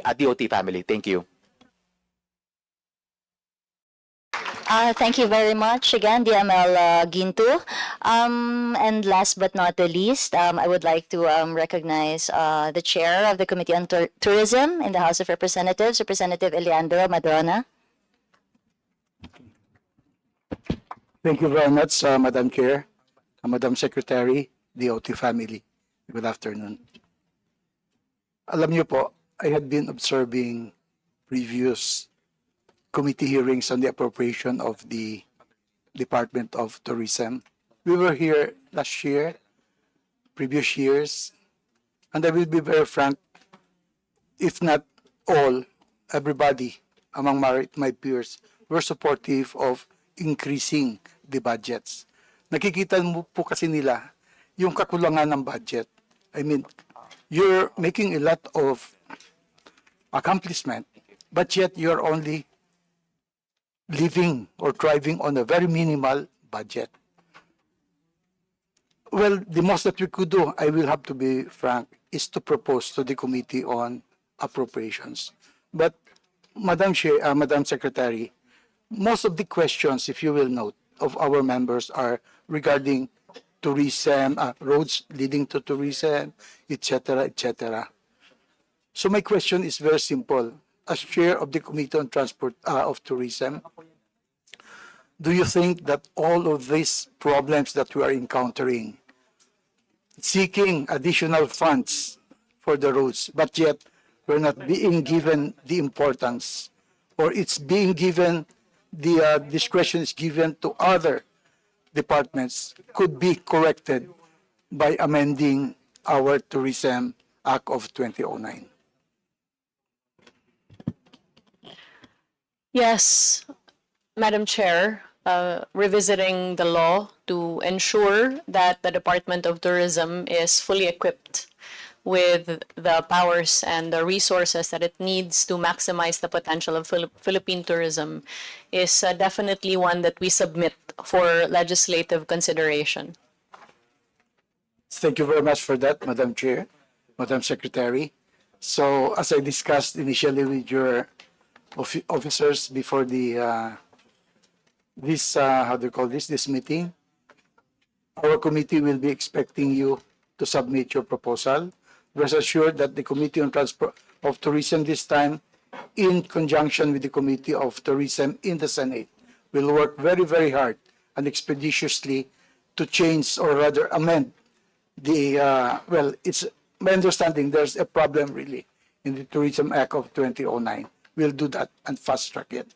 And of course, as chair of the Committee on Tourism, you have my full support. Whatever we can do to increase your budget, we will push for additional discounts. Thank you very much. Thank you very much to our chair of the Committee on Tourism, Representative Eleandro Madrona. Since we've been here for a few hours now, I would like to suspend the briefing for a few minutes, no? Baka may gustong mag-break muna for a while. This briefing is suspended.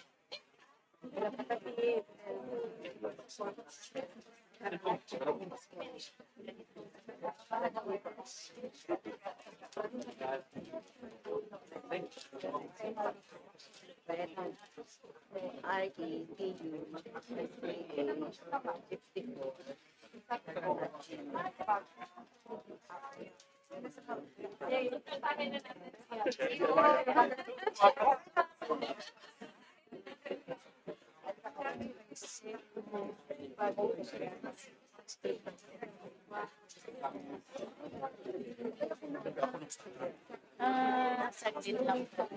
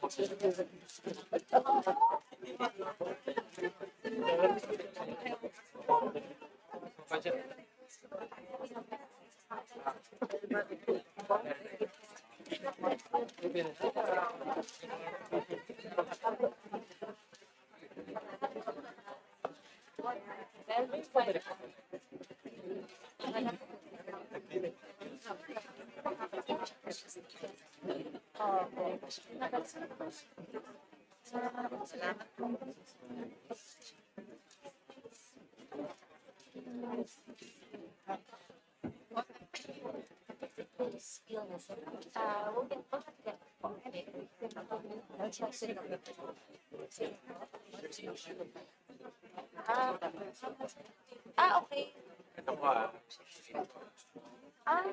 Hindi po nakuha yun.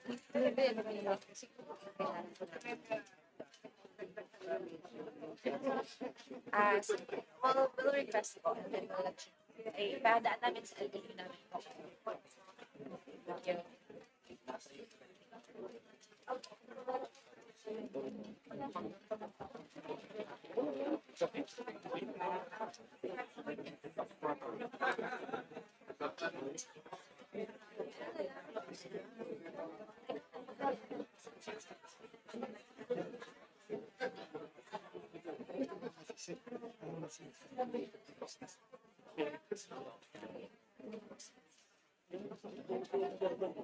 Yeah, let's sit. We're gonna close it up. Yung second, let's sit. The close.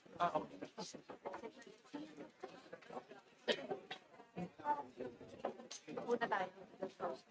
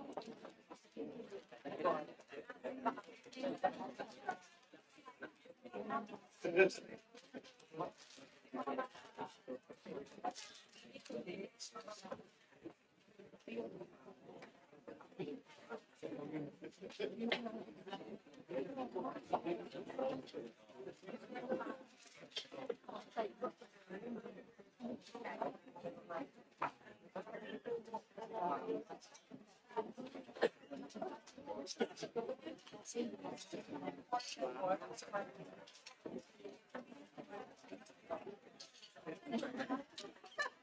po, soda. Hindi na, sir. Thank you.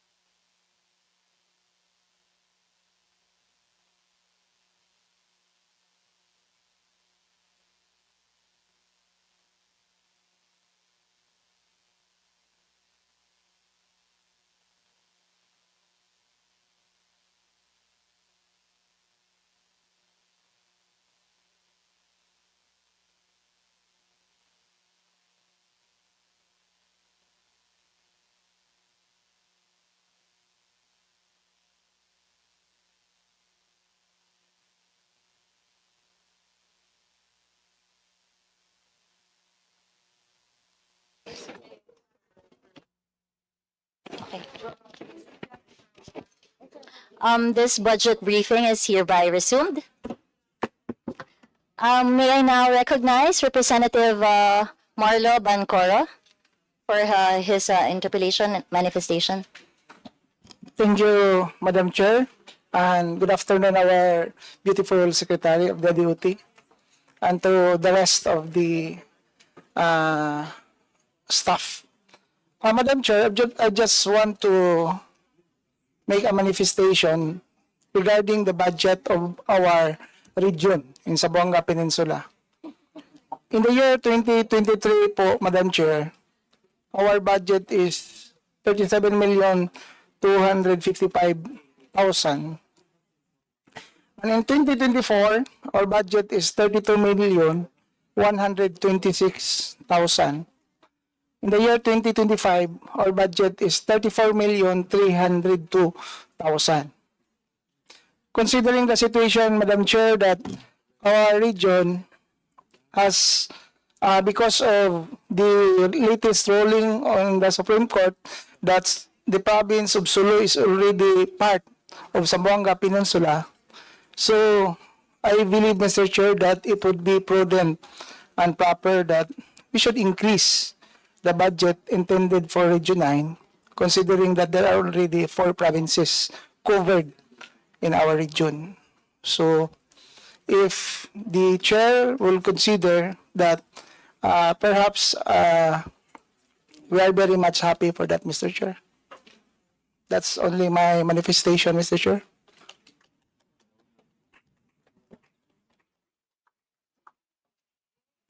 Thank you very much, Representative Bancoro.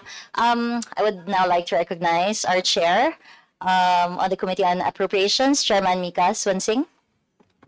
Thank you very much, Vice Chair Det Escudero, and thank you, Vice Chair Escudero, Vice Chair Cocoyap, and of course, the Chairman of the Committee on Tourism, the Honorable Madrona, for facilitating all of these.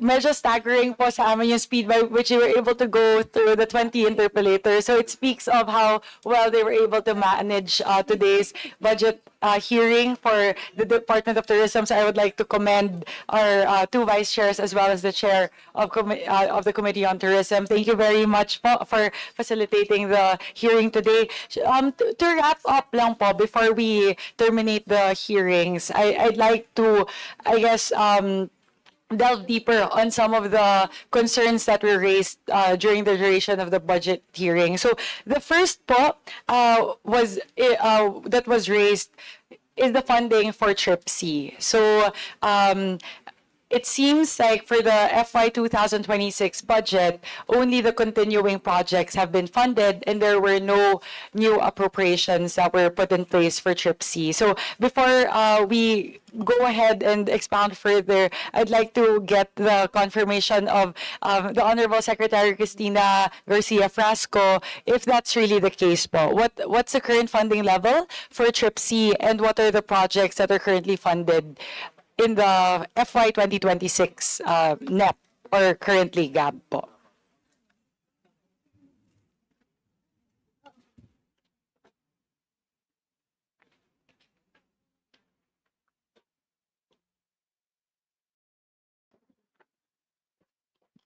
Madam Chair, under the 2026 NEP, the amount of 3.5 billion is allocated for continuing roads, but there is zero funding that is allocated for new roads. So 3.5 billion for continuing and 0 for new roads. Is that correct? Yes, that is correct, Madam Chair. Thank you. Thank you to the Honorable Secretary. Perhaps we want to understand why this is the case. As we discussed earlier po, I conferred with our good Secretary a while ago as to what's going on. So it seems like the proposals or the list of validated projects have been submitted to the DPWH. And then there were ongoing discussions with DPWH that the funding for Trip C will be lodged within the Department of Tourism for FY 2026. However, that did not materialize. So perhaps to enlighten us on the matter, may I respectfully acknowledge the representative from the Department of Budget and Management who is here with us today, ComSec. I would like to recognize Ms. Mercedes de la Cruz from the DBM.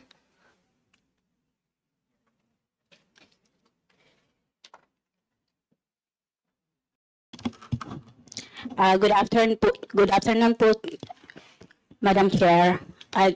I'm Mercy de la Cruz po, from Budget and Management Bureau A. Ms. De La Cruz, thank you very much for being here today. We're just hoping to be enlightened on the matter. So as per the guidelines, how does it go? Like in terms of the funding for the Trip C. So does the prerogative lie solely with the DPWH as to which projects would be funded and which won't be funded within the Trip C? Yes, ma'am. The DPWH could, it depends on the prioritization of the DPWH within its budget po. So it's really funding for the Trip C is pulled from the ceiling of the DPWH. Is that the case? Yes po, ma'am. Okay. So no intervention from DBM, or there are no criteria. Based on the RA 9593, the DOT must coordinate with the DPWH on the identification of projects to be funded under the TRIP. So walang commitment as to whether if there's a ratio between continuing appropriations or continuing projects vis-a-vis new projects. No, ma'am. So it solely lies with the DPWH, and it's solely the prerogative of DPWH to decide. DPWH and DOT. DOT. But as mentioned by Secretary Frasco, they have already reached that agreement that a certain number of new projects will be funded. So that did not materialize po. Yes, ma'am. As what Secretary Frasco have said a while ago, that we defer to the input or of the DPWH on their prioritization. Okay, so perhaps, Secretary, given that it hasn't been funded in the current version of the NEP and the GAB, would it be possible to please request the DOT family to please provide the committee with a list of the projects that would need to be funded under the new appropriations, and perhaps if there was some commitment from DPWH as to what level of funding would be placed or lodged within the DOT for Trip C, if you can please annotate the list that you will be sending to us, and better if it's in terms of priority, so ranked in terms of priority. So if we're able to find sufficient fiscal space for it, we know which projects we'll be able to prioritize po. Thank you very much, Madam Chair. We fully appreciate the support in terms of funding the new tourism roads, given its vital importance for tourism development. We are also prepared to provide all of the documentary proof that would evince the DPWH's commitment as well as its priority for the TRIP program to be lodged under DOT, all of which was submitted to the DBM for its consideration.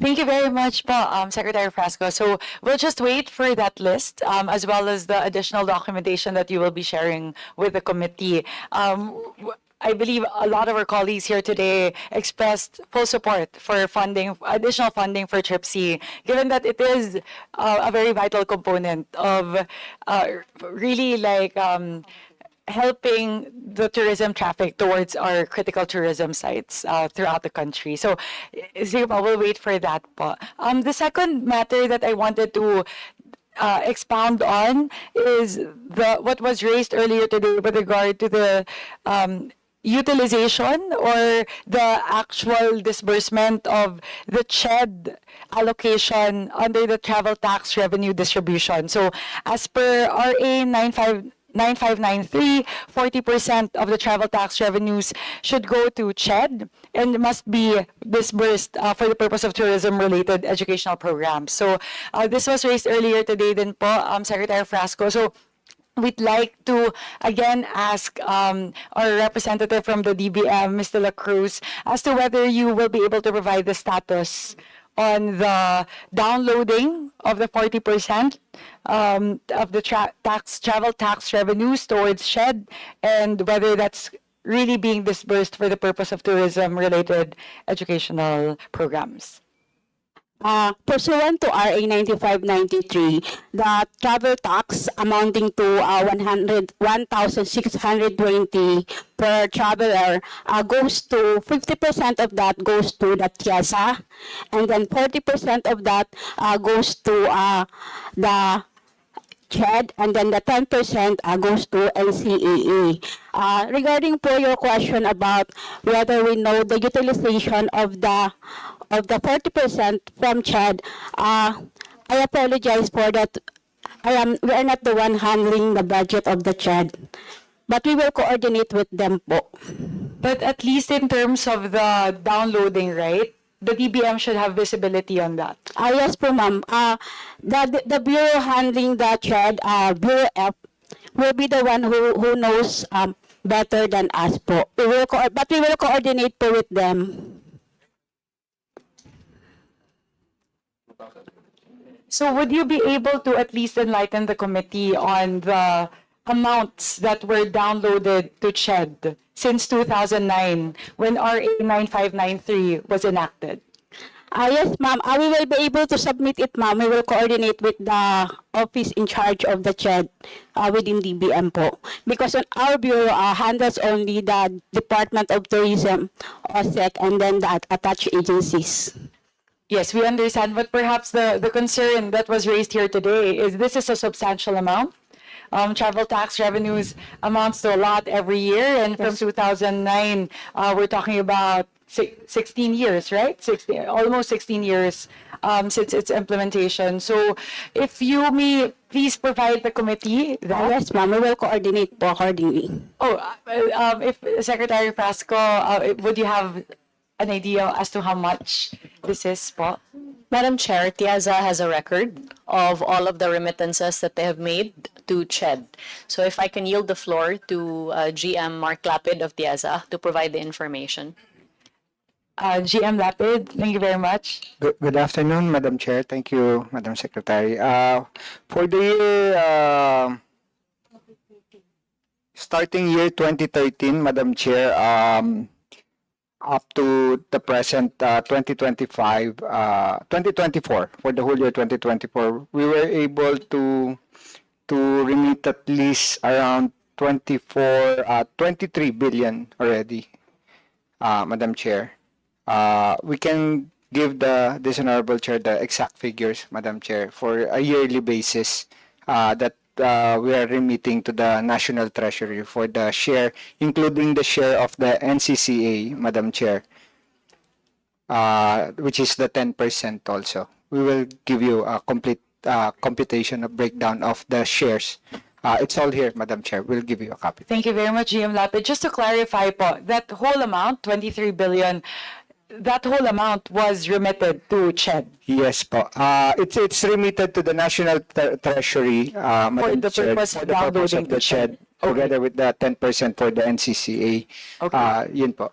Together with the 10%. So babawasan po natin to ng 10%? No, separate po yun, ma'am. So 23 billion all for CHED? Yeah, for CHED. For the NCCA, we were able to remit at least around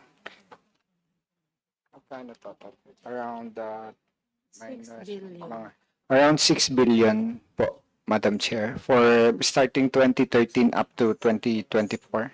Thank you very much po, GM Lapid.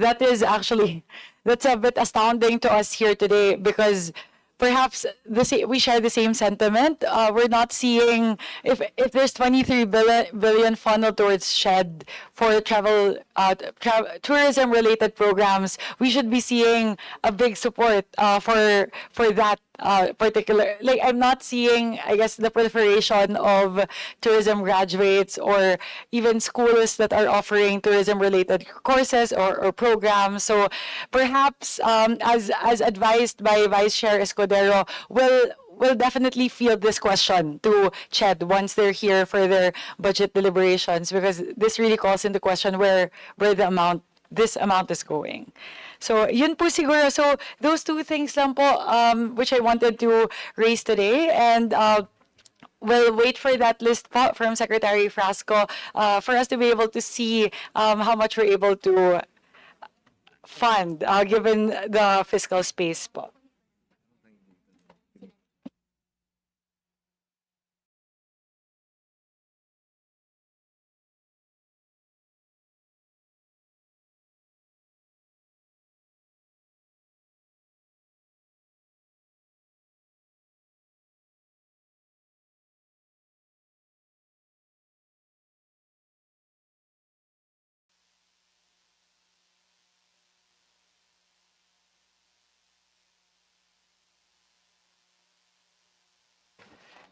Just to share po, but we'll probe Chad further on this. It seems like as of December 31, 2024, there's a balance of 10.4 billion of the amount that was remitted, which was 23 billion. So we just have to delve deeper into this, because the initial information I've been getting is this isn't actually used directly for tourism related programs. So we'll probe further.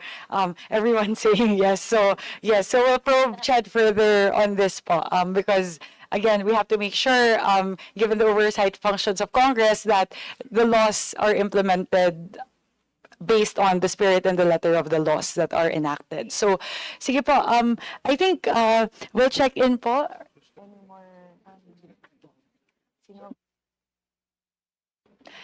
Given that there are no more members who wish to interpolate the DOT family, the Department of Tourism, may I hear, is there a motion? Madam Chair?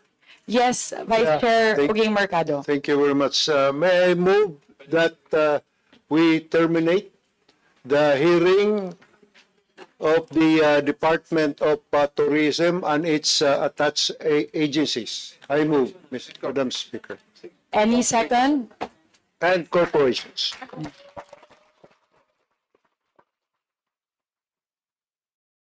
There is a motion to terminate the budget hearing of the Department of Tourism. It has been moved and seconded. The motion is carried.